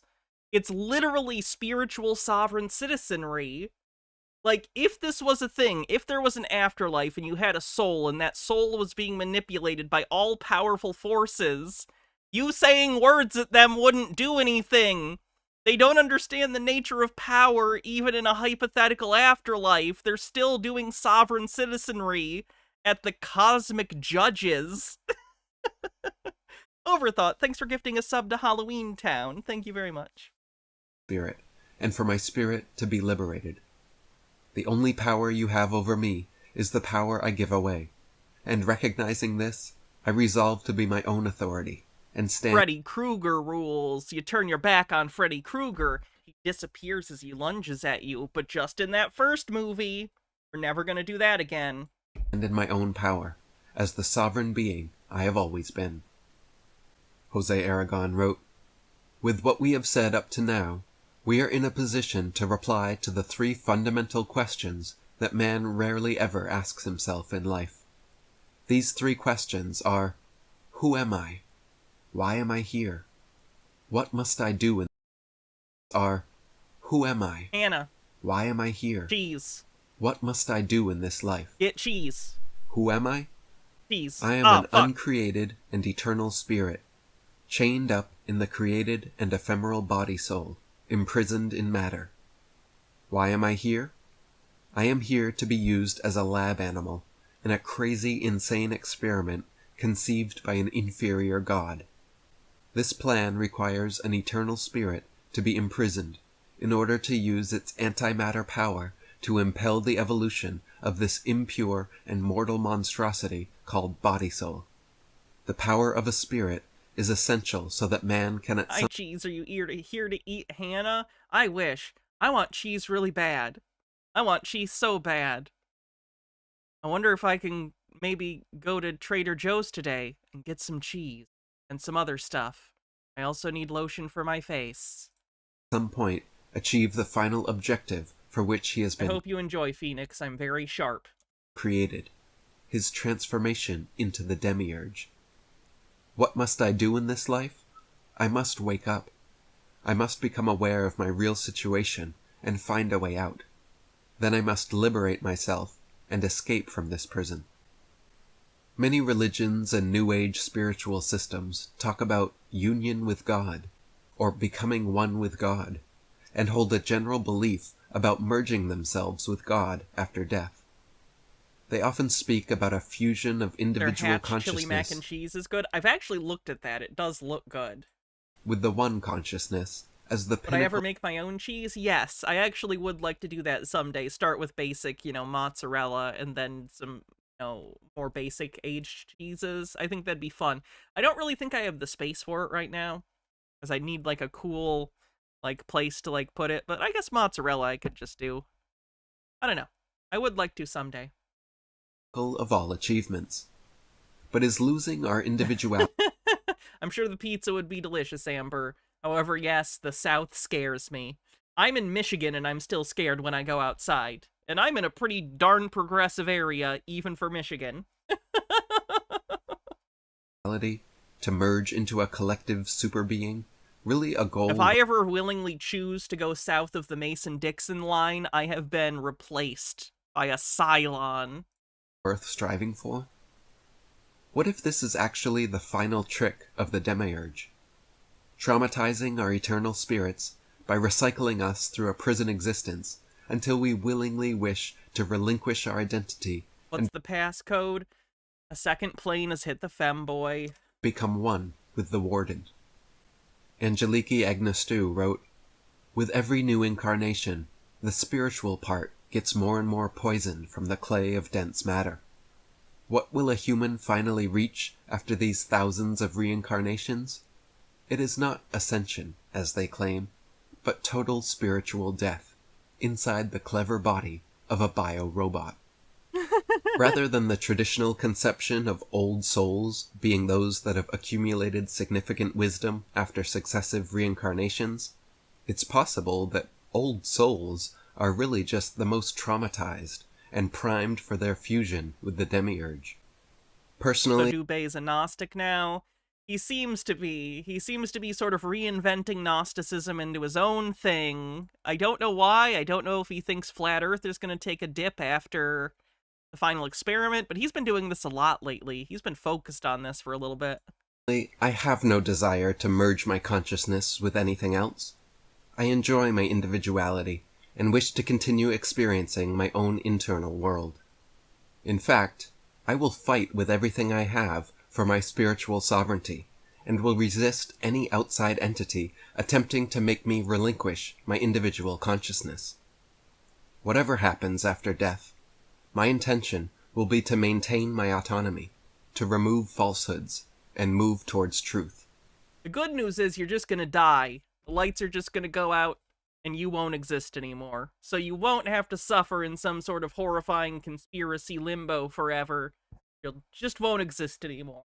That's good news. I plan to approach the afterlife like a detective investigating his most important case, collecting and corroborating clues until piecing together the bigger picture. I will refuse to be rushed through the experience, remain skeptical and critical about everything presented, Can your car die and go to heaven? Make my own decisions in due time after gathering all the evidence. What a guy. What's this? The pagan origin of Valentines? This is Standing Watch. And now, Evangelist Oh, that music is something. Norbert Link. Greetings, everyone, and welcome back to our Standing Watch program. On February 14, many people will be celebrating in one way or another Valentine's Day. And they may not really think about the origin of that day. Today in this program, I like to shed some light on the true history of Valentine's Day. And you can do the same. You can just go to the internet and plug in history or pagan history, Valentine's Day, and you will get much information. For instance, here is the website of history.com telling you this. While some believe that Valentine's Day is celebrated in the middle of February to commemorate the anniversary of Valentine's death or burial, others claim that the Christian Church may have decided to place It looks AI generated. It's not. This video is from 11 years ago. St. Valentine's feast day in the middle of February in an effort to Christianize the pagan celebration of Lupercalia. Why are there so many Valentine conspiracies? Anything that's popular is going to attract conspiracies. Because as far as conspiracy theorists are concerned, everything that's popular is by design, and its intent is to trick you, or program you, or lie to you. Again, this is just how their brains work in some way. Anything significant is nefarious. Everything is nefarious all the time. It's paranoia. Celebrated at the Ides of February, or February 15, Lupercalia was a fertility festival dedicated to Faunus, the Roman god of agriculture, as well as to the Roman founders Romulus and Remus. To begin the festival, members of the Luperci, an order of Roman priests, would gather at a sacred cave, where the infants, Romulus and Remus, the founders of Rome, were believed to have been cared for by a she. I'm really looking forward to tonight. We have our bawdiest and most satirical parade tonight. Fun! I hope you have a good time. Wolf, or Lupa. The priests would sacrifice a goat for fertility and a dog for purification. They would then strip the goat's hide into strips, clip them into the sacrificial blood, and take to the streets, gently slapping both women and crop fields with the goat hide. Far from being fearful, Roman women welcomed the touch of the hides because it was believed to make them more fertile in the coming year. Later in the day, according to legend, all the young women in the city would place their names in a big urn. Why do I get the vibe that the slapping was more playful as things went on, and they're still treating it like they were viciously beating them?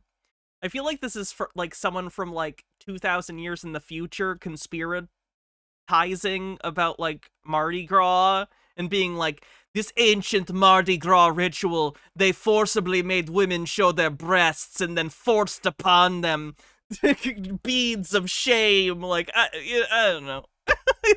they're treating it like it's very nefarious, when I'm guessing that was not the vibe, you know? The city's bachelors would each choose a name and become paired for the year with his chosen woman. These matches often ended in marriage. Lupercalia, translated... Weirdly, when I was younger, one of the things I was sad about not having breasts is if I ever went to New Orleans, I couldn't do the bead thing during Mardi Gras. Don't worry, young Hannah. It worked out. means wolf festival. The Telegraph, that British paper, wrote on February 10, 2010, that in ancient Rome, 13, 14, and 15 February were celebrated as Lupercalia, a pagan fertility festival. This seems to be the basis for a celebration of love on... Okay, I'm moving on from this guy. He's the most boring... He's the most boringest guy in the world. Alright, moving on. Valentine's Day satanic. Possibly. It depends on what you mean by that. When we look at the history of Valentine's Day, it's difficult to know for certain its true origins. Some people say that it started because there was a Catholic priest who defied the Roman emperor, who was forbidding marriages for his soldiers. And so that priest was marrying soldiers to their brides in private, and then he ended up being a martyr because the emperor found out and killed him. So this is a celebration of what he did. Others say that Valentine's Day is rooted in a pagan holiday called Lupercalia, and this was a Roman festival that was celebrating fertility. And starting to think a lot of Christians just think all of Rome was evil and everything they did was evil. Don't get me wrong, a lot of Rome and what they did would be considered evil by our standard today, and I would agree. But, like, a lot of it was just like people living their lives, you know? It was like a long period of time that the Roman Empire existed. I feel like categorically labeling it entirely as evil is reductive to the point of misinformation. I will say this, though. Empires are bad, and crucifixion, not cool. Not a cool thing to do, bro. Don't hammer people to wood. They would make sacrifices. Or tie them up, whichever.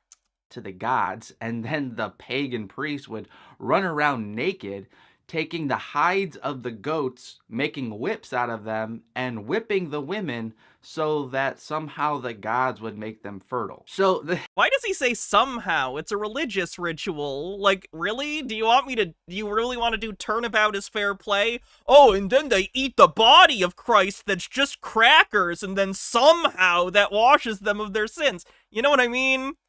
Like, you can be disrespectful and shitty about literally any religious ritual because it's a religious ritual and it's generally symbolic. So if you want to be an asshole, go for it. But then don't be surprised if people are reductive assholes right back at you. You fucking prick.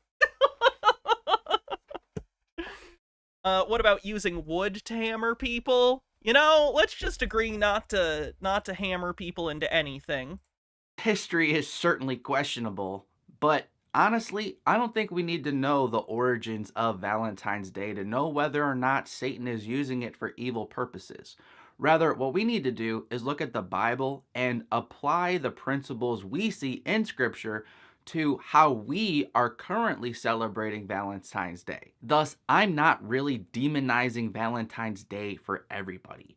What I'm going to do in this video is give you 5 ways in which Satan can and often does use Valentine's Day to attack people and to use it in evil ways. And on a quick side note, if you're AKA, here's Valentine's things that I think are morally wrong, and I'm going to try and convince you by rhetorically using your religious beliefs as a cudgel. Let's go! Someone who wants to know what the Bible actually says about romance and love, then you would be a good candidate. It says women are worth half as much as a man. To enroll in Is that what you mean?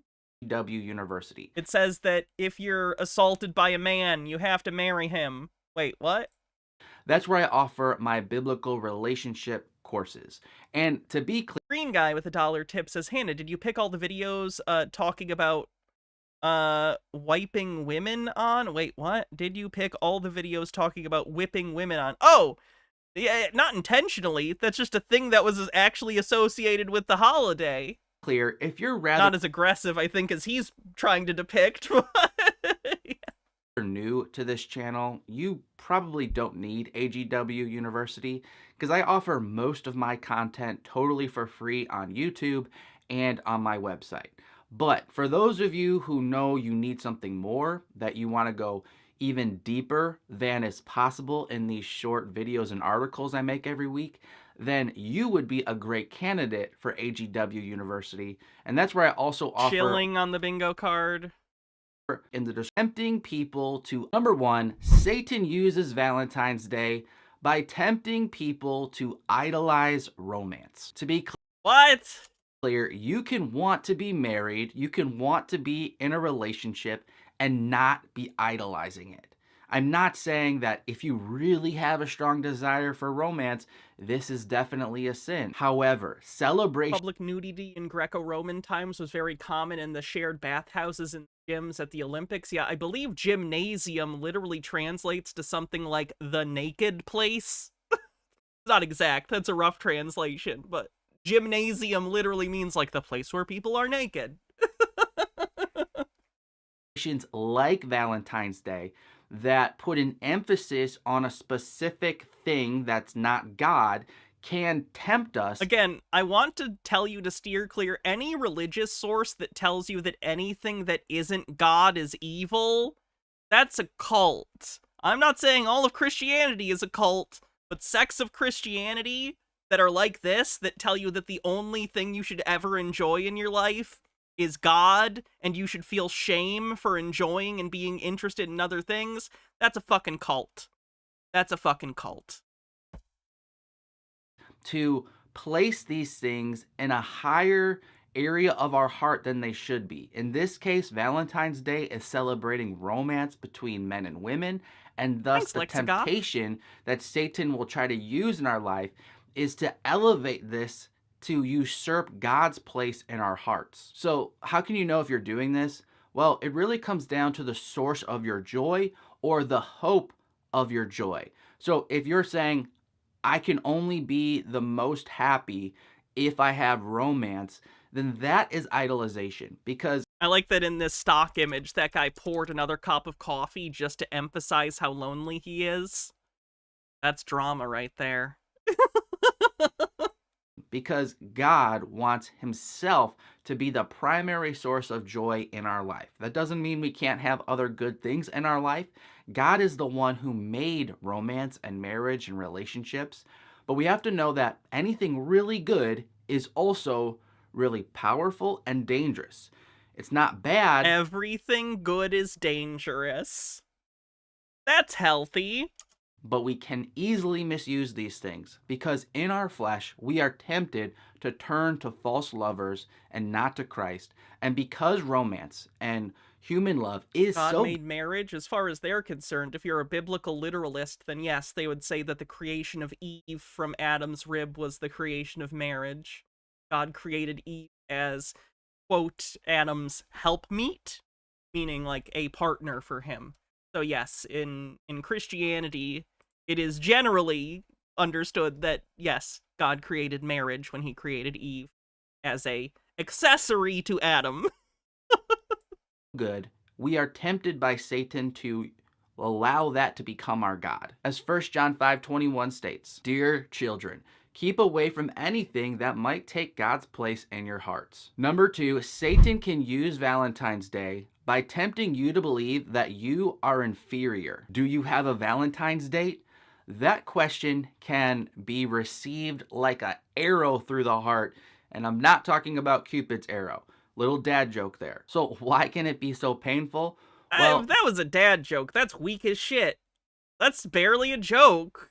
You didn't even do it right. Oh god, he's so not funny. Because we know that the world uses Valentine's Day as a time of comparison. Say what you want, most people are not using Valentine's Day in a good way. What? It's a day to put yourself above other people who don't. Is it? No, it's not. You're projecting so hard. Other people being happy isn't trying to make you sad. If you see other people who are happy and you think that they're trying to be above you, that's projection. That's you feeling bad and blaming other people that you feel bad that they're happy and you're not. What are you talking about? Moira Soma says, did you know that Project 2025 will criminalize romance novels and make owning them or writing romance or smut criminal? I mean, men are scared of romance. It's just misogyny. I'm gonna guess that's not gonna happen. Don't have a date. So if you're trying to play this worldly... Someone tries to take AO3 from me, you'll never see me again. That's what I'm going underground for, the guerrilla fighting. And I don't mean fighting like the government as a guerrilla soldier. I mean, I'm gonna go underground and find some guerrillas and start a fighting ring. Comparison game, you're going to feel like a loser and like you're inferior if you don't have a date this Valentine's Day. The solution to this problem is just not to play this game at all. Now, again, I'm not saying you can't celebrate Valentine's Day. I'm just saying that you have to be careful you're not celebrating it for the reasons that the world, meaning the sinful culture that doesn't love Christ, you have to be careful you're not doing it for the same reasons they're doing it. As Christians... Why aren't you getting flowers for Jesus? We are called to put them right in... Could put them right in his hand holes. Be separate and to be different. And we can be happy for other people who are in relationships and still want a relationship for ourselves if we don't currently have that. You're not inferior. You are God's dearly loved child. And your story may be different than someone else's story. The timing is different than someone else who's in a relationship, but you're not. But never forget that just because your story is different, it doesn't mean that God isn't still in it. And we know... Okay, moving on. What else we got?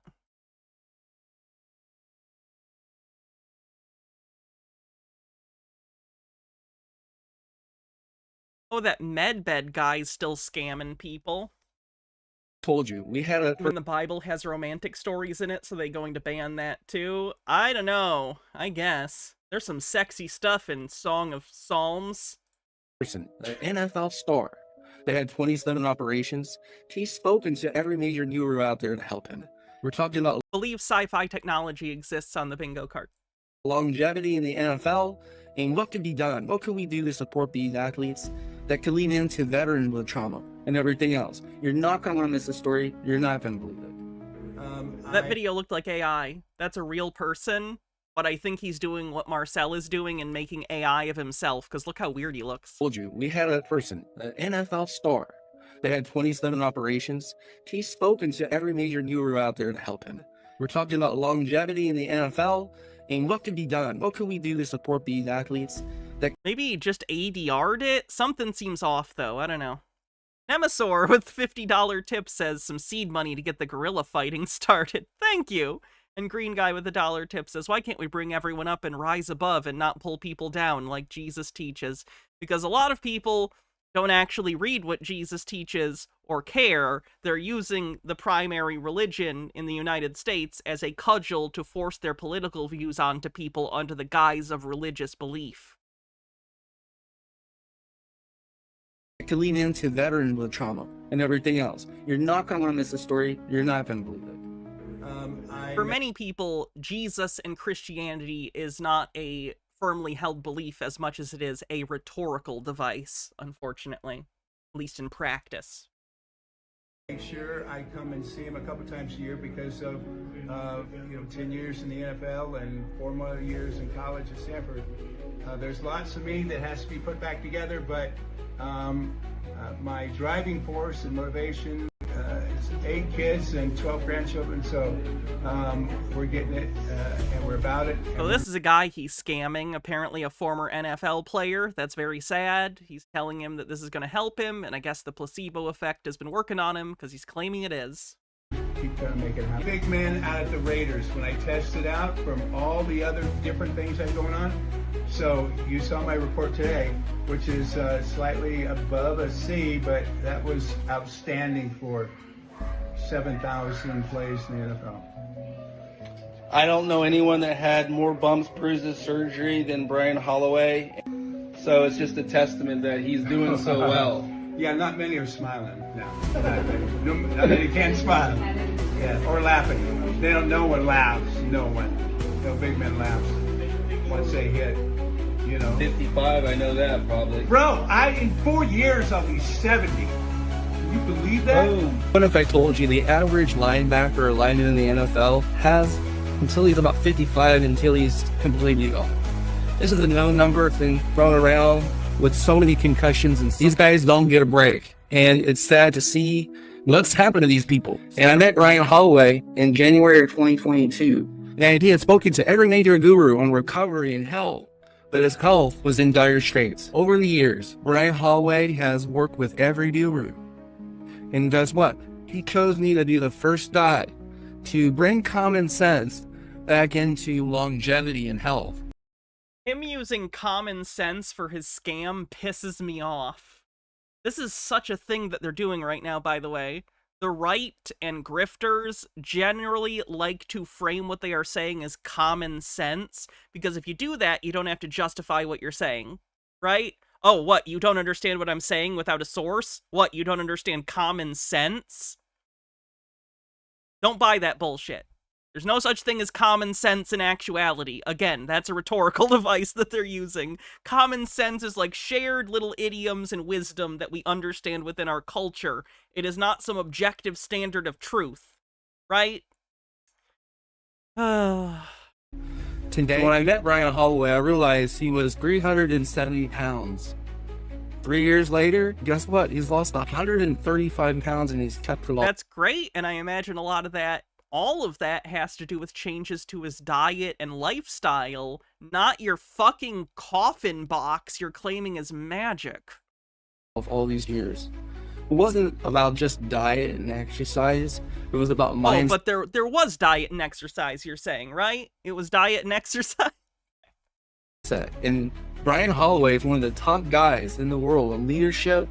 I call Brian a total marvel, and it was important for me to give him access to this technology so that he can recover. Brian Holloway is not just How many cuts are in this? Jesus. a professional athlete in the NFL. Brian is just an amazing human being on this earth that has not only did well in professional sports, but has taken it even further.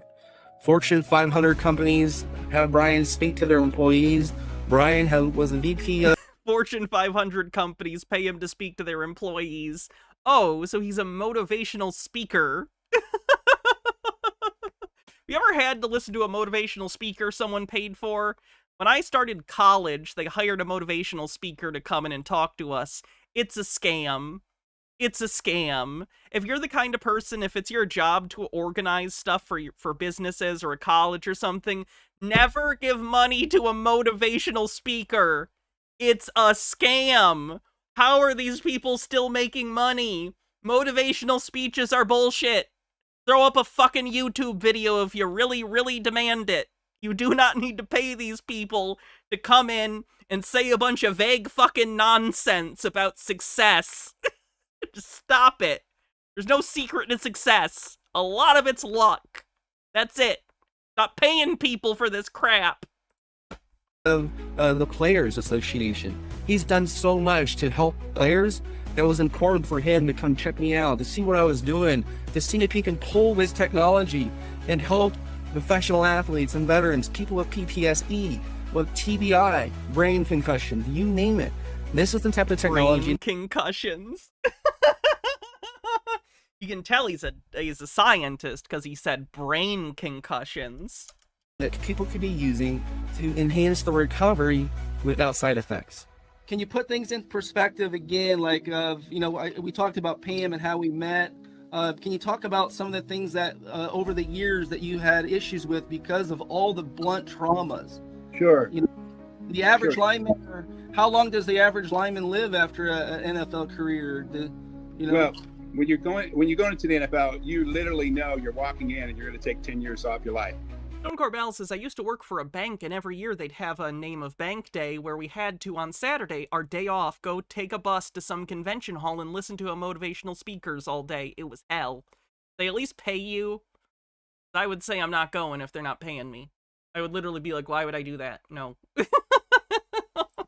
Okay, it is a big place, and walking across that line, you have to make a big decision early on because there is that tremendous cost. We never knew the amount of what that cost was. We know a lot more now because it's like 30 years later. But literally, you can go, and that's why we call all the ball players to go get their brain and neuro testing done. Because in a game, a lineman, you see the big explosive hits on the field. Yes, those are serious. But a lineman will hit a ball player with his head 3 times on each play. That's not unusual. So that's over 300 times a game. And over the week, they've hit each other in the head. And so 300 times during the game, and you figure 3,000 hits during the week getting prepared for the game. This just seems like a good argument against football. So multiply that over a season. Yes, a ball player will get over 1,000 concussions in his entire career. Way over 1,000 concussions. That's a lot. That's startling because all those NFL players, most of them started when they were kids.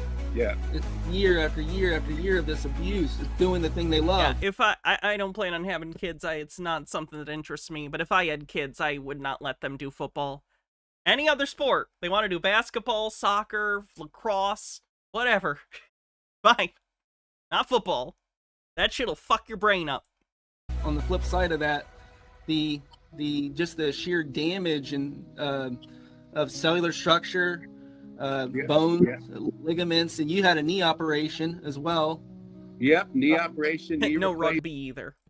Replacement. Rugby on some level is actually not quite as bad for your head because of the lack of helmet or whatever. You're not going to be necessarily banging your heads into each other. You're going to try and avoid it. The ACL. That's part of the thing that makes it dangerous in the NFL is because people are constantly smacking heads because they have the stuff. It makes it less severe, but you keep hitting over and over, even mitigated, it causes problems. Broke broke my right ankle, broke my left ankle, had operation there, had bilateral meniscectomies at Stanford, hand operations. I mean, that's part of it. And one of the things that was part of the style that I played. Soccer can also have its share of concussions. I know. Well, if I had a kid, I'm not trying to mitigate, like, get rid of all risk. You could never do that. I'm just saying, for football, it is a constant reality of the game where you are hitting heads constantly. In soccer, that might happen, but it's an accident. It's not a functional part of the game. It's an accident if that happens. You know what I mean? I never missed a play. In 7,000 snaps, I never missed a play. And even with all those injuries, that's part of the constitution and the strength and the focus and the intensity of my approach to the game and the frequency, the level that I was playing at. And then you understand why it's so important to be able to get even better sleep. That's why I love your medbed covers, bro, because, I mean, they're incredible. I know the most important part was the restoration, to heal and sleep. This poor fucking guy getting scammed and used to advertise this crap. It's incredibly helpful. It was incredibly helpful when you sit there and showed me, look, let's take some of that toxic energy out of your body, some of the frequencies, and you showed my hand, and I was like, what? And then I laid it on the medbed cover, and then there wasn't anything there. And I said, that's really great. That's really great. I said, tell me more. And then, Brian, you need to go outside and you take your shoes off and stand in the earth so you can decharge your body up the top. And I was like, yes, because I knew, I understand it, I got it. I said, Brian, you need to drink more of these teas. You drink them, because I said, look, I want to be more hydrated. And he says, and I said, well, can I put a little sugar in them? He said, no, don't put any sugar in them. And so it's been great being able to. I'm sorry, did you need someone to explain to you that if you're dehydrated, you should drink water or tea? That's something you're putting on him? Like, oh, you're dehydrated. Oh, drink this tea. Like, you're really giving him credit for that? Call you up and be able to ask and to just hyper alkaline the body. Oh and then my to be god. able to get outside and just regenerate and to move. And I like moving, I like exercise, I like working out, but there was other things I needed to add that are so essential to living a super high performance life at another level. And part of this is to bring a whole, like I said, a whole different frequency, a whole different quantum level, because, you know, there's a certain reality when you go out to the AMN clinic and they go out and check out your brain for any brain damage or anything going on. And he showed me they're the top in the country, bro. And then they showed me, I said, see, they showed me the front of my brain. I said, look, there's nothing going on there. There's nothing, I'm absolutely fine. I said, oh, that's just the first 2 pages. I said, well, there's more. I said, yeah. And then they showed me the back of my brain, and I didn't know what to say. I said, that's from when your collision hits the front of your brain and your brain slams into the back of your skull. Oh my god, and this guy has brain damage. The scammer is taking advantage of a guy with fucking brain damage. And there was a 40% damage that was done. And he says, we need to get you some treatment. We need to take a look at that. But what astonishes all of them, they said, we want to do a study with you. I said, why? Because you're the #1 highest performing ball player that we've ever seen. Because you've had this level of damage and you have access and awareness at such a high level despite the damage. And they said, Brian, tell me some of the things, teach me some of the things that you've done. And so part of it is always seeking new and more information about health and re-energizing. And so that's why I just raced to find out what you knew. And the more I studied, the more I learned, the more I understood that there was, okay, let me bring the nutrition there. Let me bring another level lifestyle there. Let me get out and get decharged and get out in connection with the earth. And let my communication level go up to a whole different level, me talking to myself. And meeting you and listening and learning and using the sauces have been extremely helpful. Extremely. I've never had some injuries heal so fast as using the STR, the C60, and I really appreciate that. It was It was astonishing, but I understood it. Wouldn't it be great to have access to this type of technology so people could feel better, recover faster, put a smile on their face? The last thing I heard is that when players leave the NFL, the very few of them can even smile or even laugh. It isn't that sad. So with this technology, Brian Holloway has entrusted me with his health, and you've seen gurus help me. Sauces. He means oils. I don't know if he sold the oils to him as sauces because he's a guy and maybe like, oh, you want me to use essential oils? No, they're not oils. These are health sauces. You know, like A&W for men, but it's for health. Famous celebrities. Feels like a marketing thing to market to men essential oils, which are usually seen as a feminine thing. But you've never seen anything like this. Let's find the most major severe celebrities with health issues and send them our way. We believe with this answer, very low side effects, can be the ultimate future of healthcare.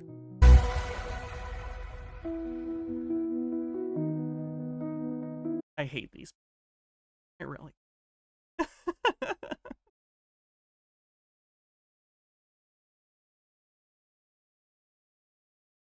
Let's try this one. This is called The Watchers in Technology. And on the screen it says, is AI possessed? So in the Book of Enoch, the original word for watcher is the Hebrew term arim, which translates to watcher, guardian, or one who is awake. Now this term refers to a class of angelic beings who were posted, just like you would be positioned as a guard or a soldier for duty. And they were positioned to observe humanity and act as overseers. Now, much like the event that took place in the Garden of Eden, they may have been misled by that same entity, because there was the motive to ruin the human bloodline with Nephilim and prevent Giants on the bingo card. Nephilim are giants. They're the offspring of human women and angels. the birth of Christ. So people may interpret that differently, but I say that because in the end, it all came down to one family of humans. Everyone else was not going to multiply anymore. But they did make the decision to take human women as wives, which led to the birth of the Nephilim. And they also taught humans forbidden knowledge, such as the arts of war, sorcery, and astrology. Acts that are portrayed as corrupting human society. The root of the word, Arim, that's their role as beings who are awake or vigilant. There is a constant awareness and watchfulness. Biblically, watchers are described as heavenly beings who deliver divine decrees. Metallurgy and weapon making, cosmetics and ornamentation, astrology and divination, herbalism and medicine, occult, and magical practices. Okay, I gotta move on. The music in that video is annoying me to no end. I really don't know how else to describe it but that. Just real annoying to me. Ooh, a video about wizards. Have you any magic left to do battle with Merlin? Nothing to fear. Where are you, Merlin? Have you been? I have walked my way since the beginning of time. Sometimes I give, sometimes I take. It is mine to know which and We have a long legacy of accounts of wizards, necromancers, conjurers, and all the other many names that we have for these incredible sorcerers. Is there some Ancient wisdom on the bingo card. way that they're linked behind the construction of these wondrous edifices that we look at in our explorations every week? Ah, I don't know how to build a castle, therefore a wizard must have done it. Genius. Doesn't understand architecture on the bingo card. Whether we're thinking of some sort of fantasy wizard or perhaps something a little bit more contemporary, such as an alchemist's den. Oh, they used a picture from the 1970s Doctor Strange. That's an obscure little piece of pop culture he used there. That's Stephen Strange from the 70s Doctor Strange film. Huh. Weird choice. Is there a connection to these explorations that we do? Is there a way that they're intrinsically linked? And if so, who are these wizards? And how do they fit into our account and our understanding of the old world and the civilization? Strangely, in the 70s Doctor Strange, they made him a psychologist or a psychiatrist instead of a surgeon? Why? That came before ours. Join me today as we explore this account of these wizards and how they may be responsible for some of the incredible constructions Did we that have PSYOP with the Valentine video? I would say we've had PSYOP so far. There's about half hour left in the stream, by the way. Remember, today's the last day for double tips, so if you want any tips to be doubled towards the karaoke stream goal, make sure you do them today. And also, gift subs if you want to help support the channel. I don't know. Self-promotion bullshit. Looked at. Why is it that there is such a link between wizards and fantasy and castles as we Really? You're asking that? explore the wizards of Tartaria?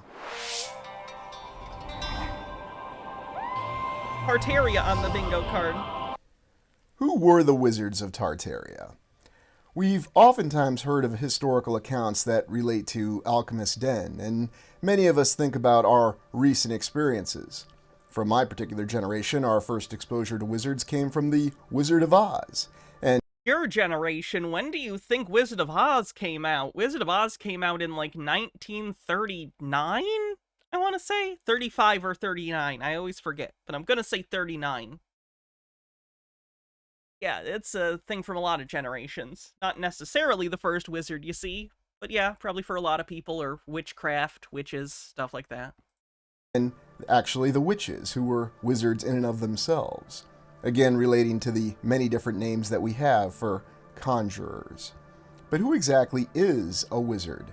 And we might recall that in the story of the Wizard of Oz, the eponymous Wizard of Oz was actually not a wizard, but merely an individual that was utilizing theatricality and deception to present themselves as a wizard in order to influence decisions, and ultimately to bring good to the land of Oz, depending on one's perspective.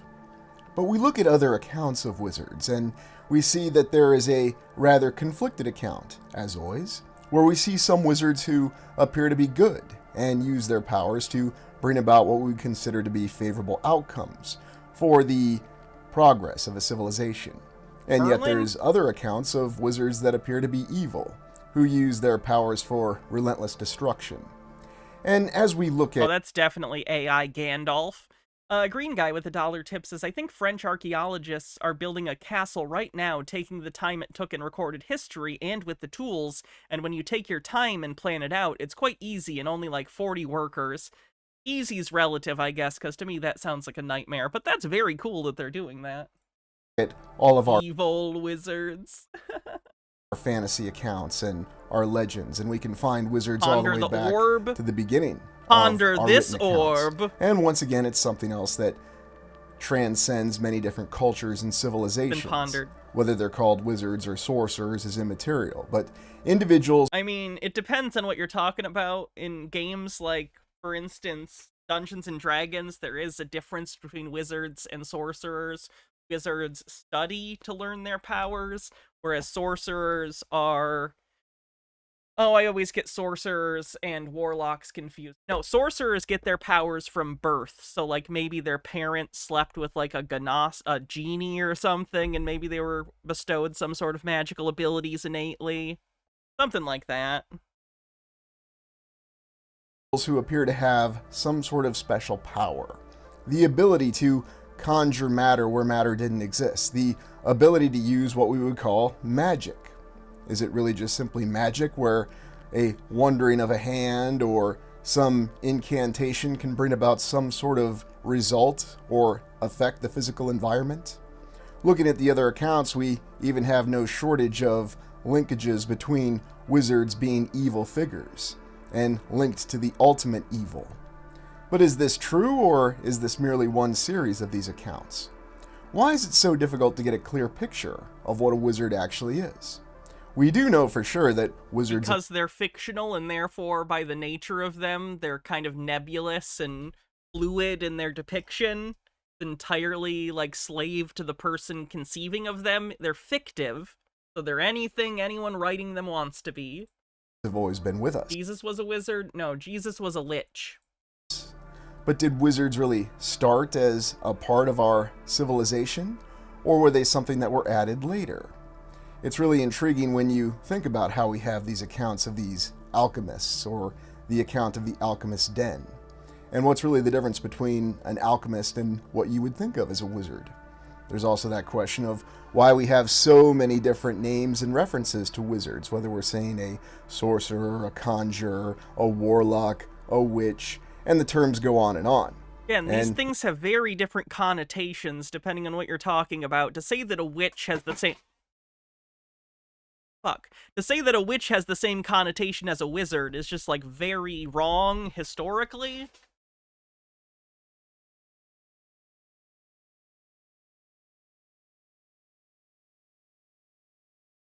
A Blu-ray tried to attack me. There are many different terms if we consider many other languages. Were these some sort of special group of people? Oh, it's the Mask of Red Death. Vincent Price. That's a pretty good one. Last.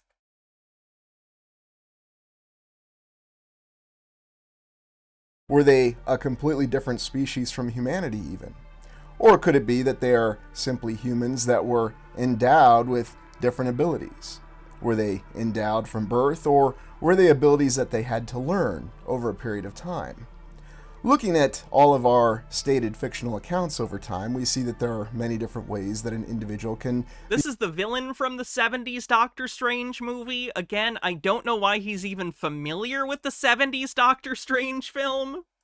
Become a wizard or a I know why I am. I have problems. Why does he know about this? Conjurer, sorcerer, or sorceress, or whatever different name you want to apply.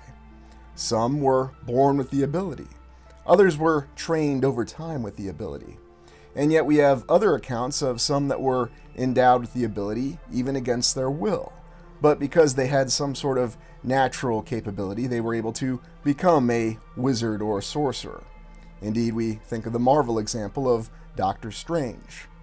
And oddly enough, I would even refer to the account of the 1970s Doctor Strange TV series because it actually deals with the astral plane. And while I'm well aware that there are many different examples of wizards that are certainly more contemporary, the ones that I'm referring to in this exploration have to do with the concept of wizards operating and existing in different planes of existence, almost being a dream and a reality. Indeed, in John Borman... Considering he said Wizard of Oz was from his era, I think he just doesn't know how old Wizard of Oz is. A lot of people don't. And he's not wrong to say, like, a lot of people... I think he was just being myopic, basically. I think he failed to understand that that's an early depiction of a witch and a wizard for, like, kids of every generation for almost the past century at this point. About 80 years now. Like, there's just some movies that basically every kid gets shown at some point in their childhood, and one of them is Wizard of Oz. Charlie and the Chocolate Factory is another one. Those are pretty much two that get shown to, like, everyone. One film, Excalibur, we actually see different examples of wizards from... That might be different now, by the way. I am out of touch with the youth. I'm just saying, even when I was growing up in, like, the 90s and early 2000s, those were the movies that were older, but kids were shown. Merlin to Morgana. Morgana appearing to be a human, and yet utilizing her wit and her guile, is able... Shrek is up there too. Oh god, don't make me feel old. What the fuck are you talking about? I was alive when Shrek came out. Don't talk about it like it's the Wizard of Oz. Oh. I saw Shrek in theaters. To actually acquire the powers of We're talking about old movies. And use it to affect the plot. And then we also look at the existence of the wizards from the Lord of the Rings series from J.R. Tolkien.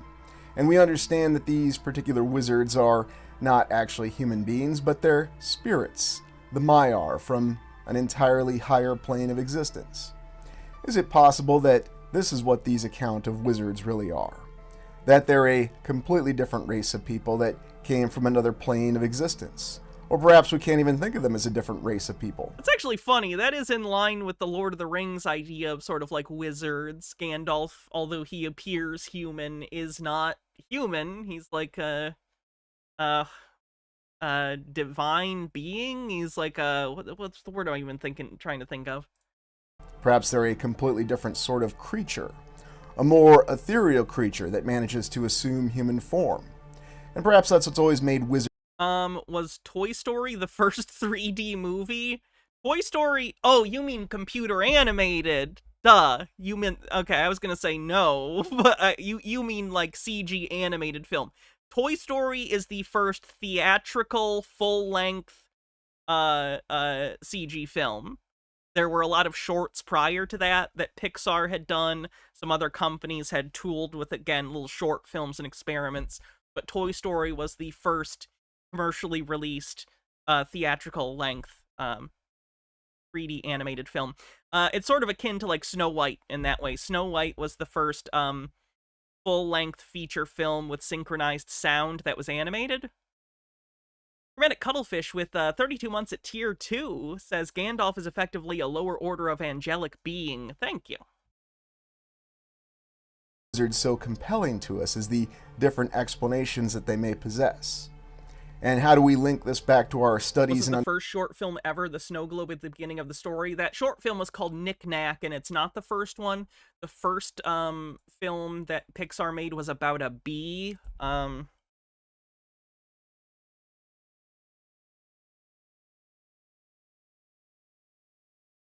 2, 6.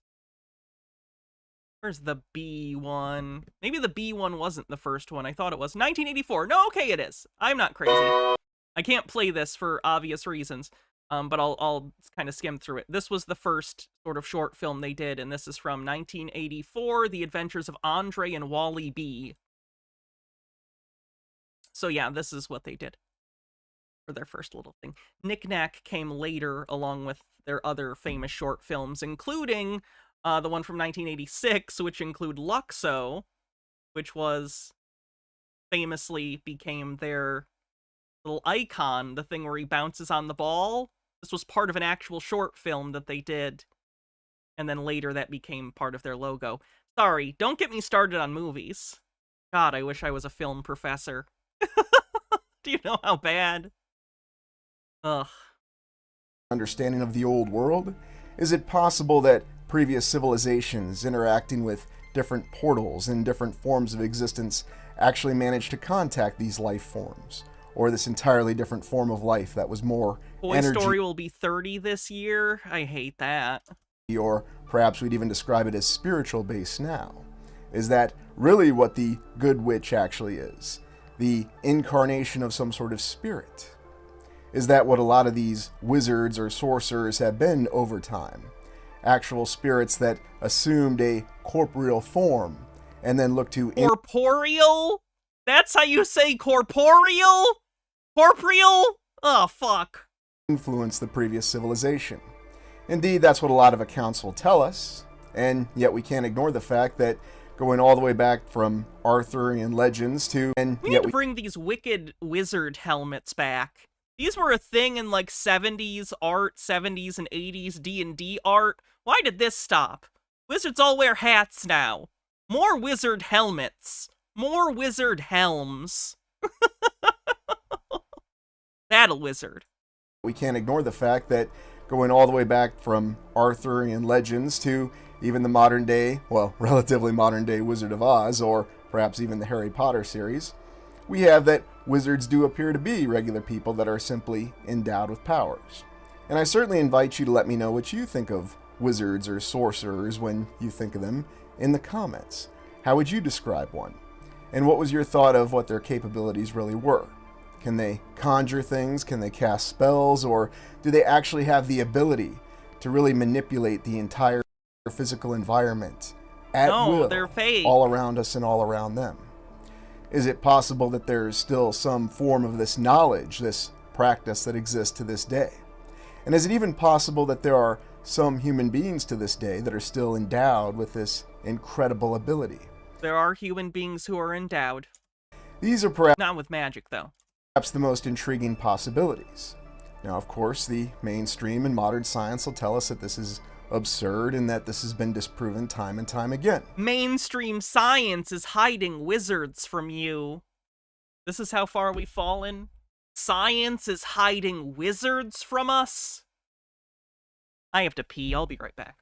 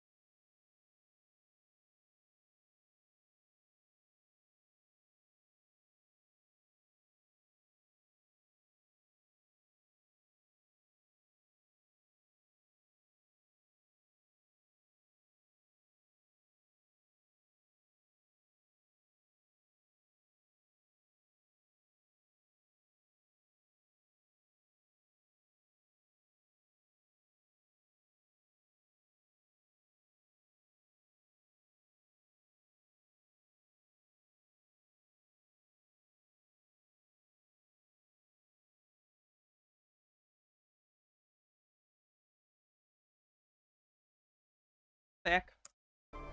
And that is certainly the conclusion that's been reached. But yet the legends and the legacies of these wizards, these conjurers, it just does not go away. Their identity, their presence, and the fact that they're still with us, even in a fictionalized world, tells of their lasting legacy. We think of the role that the wizard Merlin played in what we would consider to be the foundation of a reference to the old world, with the kingdom of King Arthur. Because we understand that the way the individuals in that story acted is certainly nothing like what we understand individuals who actually lived in the historical Middle Ages to have acted. There is a significant discrepancy between what really happened, again according to the historical account, and what Arthurian legend states happened during the time from the Middle Ages. So we can only conclude that they're referring to very different time frames. When you see... Not that it's fiction. It's that, no, it was actually a different time period than they said. That's such a funny conclusion. It even flowed enough to be like, well, it's fiction. No, it must be a different time period. These accounts of wizards, though, you consider the mixture of good and evil. Is that a horn, or does he have two hats and one's like a tiny horn-shaped hat? I can't tell. And indeed, there are many who simply attribute that all wizards and all forms of conjuring is simply that. The very practice itself is evil. Indeed, it relates to alchemy in that facet, that it is dark arts that should not be practiced, because they could lead to Sure, Altered Undying. I'll take some special interest Arthurian info. Terrifying result. And yet we could also come to the same conclusion about our modern technology. Our modern technology can bring about favorable results to individuals and to entire civilizations, and yet it can also be destructive to individuals and entire civilizations.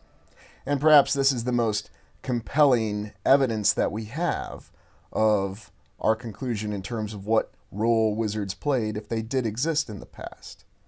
And it's safe to say that there are still some signs, some indications that there really were people who had enhanced capabilities. And some of them may even still be with us today. Is it possible that in the past that these enhanced capabilities went even further? That these conjurers were really capable of bringing about entirely new realms of physical existence? Did they have the capability to simply produce life with the waving of their hands, or the casting of spells, or even mixing of different forms of potion with No, again, this video is 34 minutes long. I could have stopped you. I could have saved you so much time. Wizards are not real. Magic is not real. Different forms of understanding. Was 70s Doctor Strange funny like the 90s Captain America? I enjoy it in a corny way, but it's not funny like 90s Captain America, no. It's a lot more reserved. It's more dry, let me put it that way. Don't put it on with a bunch of friends expecting to laugh at how silly it is. A lot of it is very dry. It was a TV movie from the 70s, so it's kind of boring, a lot of it, to be honest. The parts that are funny are pretty funny, but, you know, it's not a so bad it's good movie, if that's what you're hoping for, unfortunately. It's very difficult. If you're looking for something like that, there's a 70s Captain America movie. Don't watch the first one, it's boring. But watch the sequel, Captain America, Death Too Soon, which I think has Christopher Lee in it as the villain, and that one's pretty fun. So maybe do check out Captain America, Death Too Soon. For us to describe and understand, especially those of us who have lived in what we see as an entirely physical world. But we do have accounts of the fact that many people in the past feared wizards and sorcerers and conjurers, and attributed them to evil, and handled them as such. And yet there's other accounts, such as Merlin, of these wizards being the ones who crafted and helped form the early steps of a civilization. Indeed, you can point to the very essential role that Merlin played in bringing about the kingdom of Camelot. Is it possible that some other wizards were responsible for bringing about a civilization? I like that he's already made a foregone conclusion that obviously Merlin was real and created Camelot. Green Guy says, Hannah, just because Santa Claus isn't real to you doesn't mean he's not real for other people. You know, I think that is what that means. At least a little bit. An ancient technology, an etheric energy that they practiced. And understanding what this etheric technology really is, perhaps that's the key to understanding how these incredible civilizations managed to achieve the things that they did, especially with the constructions that we look at in our explorations. What is etheric? Sorry, here's the Altered Undying stuff. Altered Undying says, so the first mention of Arthur is in a poem, not about him, which was basically, this guy is cool, but he's no Arthur. And then also says, Arthurian mythology got interesting as it spread. Different countries have different favorite knights. For example, the Dutch really liked Gawain, and also had an heir Morian, who was a Moorish half-black man. See, I don't know anything about Arthurian legend. I don't know any of these characters, unfortunately. Energy, and what is the understanding of these wizards? Well, we look at the account of the spirits in J.R.R. Tolkien's Lord of the Rings, and we have an understanding that spirits existed in a completely different realm, a place that's outside of what we understand as our physical existence. Now, we could certainly look at this as a different spiritual existence, another plane of existence. The Green Knight story, isn't it a poem? And as they refer... I've actually not seen that movie. I've heard it's great. I've not watched it yet. I do have it. Where is it? One of the A24 special editions.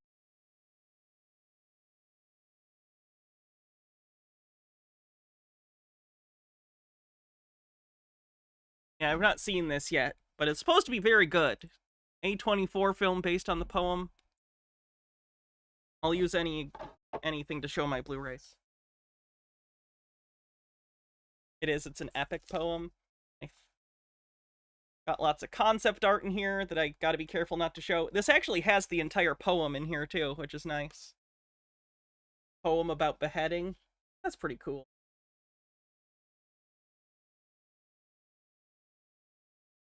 Oh, it might just be an excerpt. Either way, very cool. To in Doctor Strange, the TV miniseries from 1970s, they talk about an astral plane. Again, it's a... I don't think it's a mini-series. It's a TV movie, but whatever. Another realm, a different form, a completely different place from where we are right now. A lot of people may say that it's simply imaginary, and it could well be. But I think it is one interesting perspective to try to attempt to understand where the presence of wizards and even etheric energy or spiritual energy may come from. It could be entirely possible that there is this place that exists. And I even think of the more contemporary reference in the Warhammer 40k universe where they talk about the warp zone, or the completely different area where different energies exist. You still have what may be viewed as the spiritual existence of individuals. And perhaps it is true that every single one of us does have a very distinct form of spiritual energy. Some may refer to it as a spirit, others may refer to it as an aura. There's many different ways to perceive it, that there appears to be a intrinsic energy within all of us. Now, is it just simply something that we could easily explain with current scientific methods? Perhaps. Or could it actually allude to something far different? Something that enables us to exist in multiple realities, multiple realms at the same time. This is one of the more masturbatory conspiracy videos I've seen in a while. It really feels like he's kind of huffing farts here. Like he just thinks he's being deep by asking these banal questions that easily have an answer of like, no. But he just keeps going like he's deep. Green Guy says, I could care less. Could you, though? I know you're doing that intentionally to annoy me because I talked about it the other day. But even though I know it, it still got me. God damn it. And then we have another explanation for the origin of wizards. We have another understanding of where the power and the use of conjuring is actually derived from. The ability to link to this other realm, this spiritual realm. And if you study the account of the spirits, as J.R.R. Tolkien refers to in Lord of the Rings and all of his ephemeral materials, you can start to gain an understanding for how there is a completely different realm. You can have a perspective for where these spirits tend to exist and how they're able to take form in the physical realm, and yet they still have access to the greater powers from their other realm. Or perhaps there's more of a technological explanation for it. Perhaps there really is a capability or a technology that existed in the past that enabled corporeal forms or people in our reality to connect to other realities. Anathema. Other forms of existence where they were able to draw on a special energy. An energy from that other form of existence that they were able to incorporate and utilize in our present reality. And perhaps that... Undying, talking about Arthurian lore, says, one of the characters is accidentally trans, so this one guy basically wrote down the myths for himself in prison, and no one was meaning to read it. And then the guy who brought the printing press to Britain printed it with no editing, so a princess is listed as a prince, and a guy's son, and a plot point that his father only has sex once. So Sir Helene is a trans man, and no one can take that from me. That is one of the easiest ways to understand wizards and conjurers. Perhaps that's the very origin of their power, the origin of what we would consider to be the etheric energy. But there's many different perspectives behind it, and I certainly invite you to share your opinion in the comments. What do you think is the origin of it? And what do you think is the true nature of these wizards? Looking here, we actually have the genealogy of the Ionar, or the Aenar. There's many different ways to pronounce it. The Green Guy says, no, I'm making fun of the guy. People who think words have power suck at words. If words have power, do you think this is where I'd be in life? I know a lot of words. I know too many words. They get clogged in my head. Like the pipes are full of words, and they get all clogged up. It's not good. Spirits that existed in J.R.R. Tolkien's Lord of the Rings series. The highest of the spirits being the Valar. Essentially deities in many ways, and yet deities with their own characteristics and their own particular forms of individuality. And then we have the other spirits, the Maiar. And if you're familiar with Lord of the Rings, you might recall that the Maiar actually incarnated as 5 wizards to assist humanity, the elves, the dwarves, and the other physical beings that existed in J.R.R. Tolkien's Middle-earth at the time. Never helped dwarves. There's also the fact that there were dark spirits, or shadow spirits, that took other forms that were far more terrifying and horrific, to even include the demons of the ancient world, or the Balrogs, who were actually demons themselves, originally spirits. Also looking at the account of the original Morgoth, who was one of the Valar who became corrupted. And it's here that we see a lot of the origin stories for our own current perception of good and evil. Is it possible that there's a lot more to this account that we don't understand to this day? Is it possible that there are other forms of spirits that may have incarnated in some sort of corporeal existence?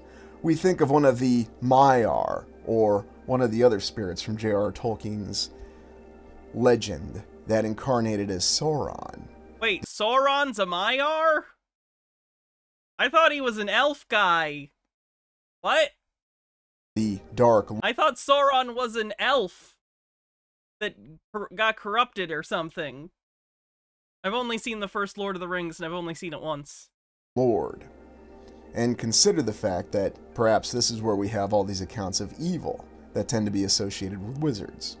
But not all wizards start off as evil or began as evil. In fact, many were good, such as the 5 wizards who were sent to Middle-earth to help the elves, humanity, the dwarves, and all the others with managing the return of an ancient evil to the land. Who exactly were these Tom Bombadil? People? Is Tom Bombadil a Maiar? We understand that they were spirits. It's my understanding that if you're talking about Lord of the Rings and bring up Tom Bombadil, it's funny. Spirits such as Saruman that took corporeal form to provide their wisdom and their aid. And yet some were corrupted, such as Saruman. And then there was Gandalf, who started off as Gandalf the Grey, and then was reincarnated as Gandalf the White to take over the Order. There was Radagast, who did not prefer to play an active role with humanity, but rather with the animals, and then simply returned. And then there's the lesser-known blue wizards, who went far out east, and we don't exactly know what their fate is. Is it possible that what Tolkien was really referring to was some sort of historical event that may have occurred? No, he didn't. Why would J.R.R. Tolkien have secret knowledge of a hidden past? That doesn't even make sense. He was just obsessive. He made a fucking conlang. He's just a guy. Is it possible that there were wizards in the past, or perhaps even individuals who had greater capabilities, who managed to survive what we think of as a reset? And then they were the ones who came to the new civilization to guide it and to help it establish itself. And much like the wizards in J.R.R. Tolkien's account, perhaps the wizards in reality were also susceptible to corruption. That there were some who, instead of deciding to utilize their knowledge... I don't know how you could be aware of the Silmarillion and look at that and be like, oh yeah, this guy knew a secret history, instead of just recognizing like, oh, this guy was obsessive about his world building. ...and their power for good, decided to utilize their knowledge and power for evil and corruption, because for whatever reason they had become corrupted.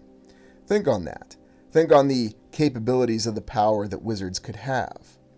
There's also the ongoing mentality that we have that's referred to in some stories, such as in the film Big Trouble in Little China and in the film Excalibur, where we see that wizards may have different forms of existence, that they can be corporeal, but they can lose their corporeal bodies and then only exist as spirits. Or as it's referred to in both of those films, they are merely dreams. And yet they are still dreams that can interface with the physical world. Corporeal isn't like corpus, isn't like a fucking body. And bodily present. Physical world. Indeed, the sorcerer Lo Pan in Big Trouble in Little China is trying to recover from a curse to regain his physical body. And that's one of the main plot points of that particular film. There's the account of Merlin in the 1981 film Excalibur, who begins as a corporeal being, but then loses his form and only exists as a shadow or a spirit. And how do we explain the construction? Well, we have this link back to the concept of alchemy. Now, is alchemy really a form of conjuring, or is it just simply more of a form of knowledge?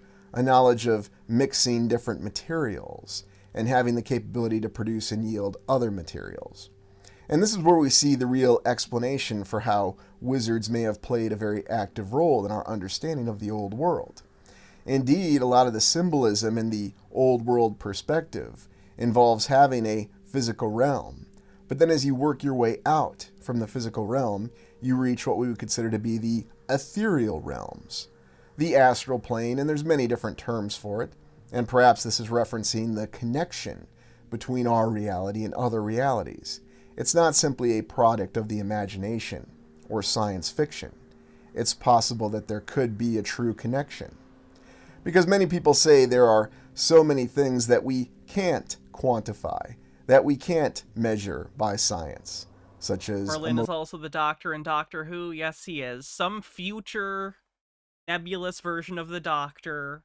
Supposed to be Merlin. He's supposed to be Ginger. Emotional connections. And perhaps there's many other outcomes that we simply can't explain with measuring something with a cup or some sort of device. It's just... Okay. I think I'm done. I can't.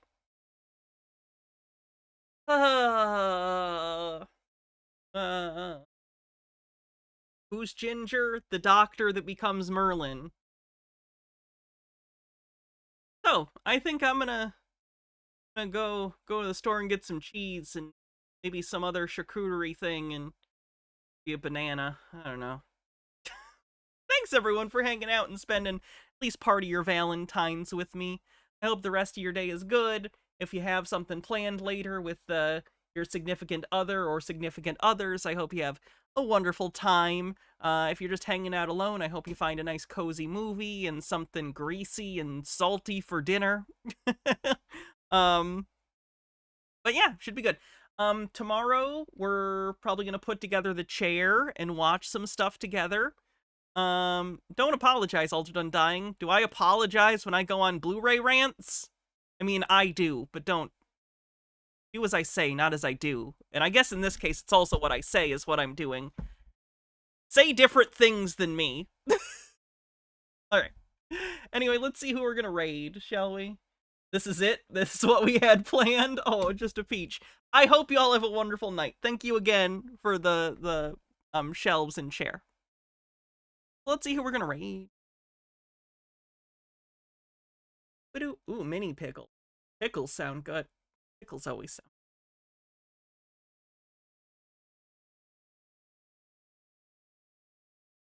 Relly, if you find that he lied about anything. Alright. Have a wonderful evening, everyone. I'll see you soon. And, yeah, just have a good night. Be nice to myself. I'm doing my best. Have a good night, Amber. Bye-bye.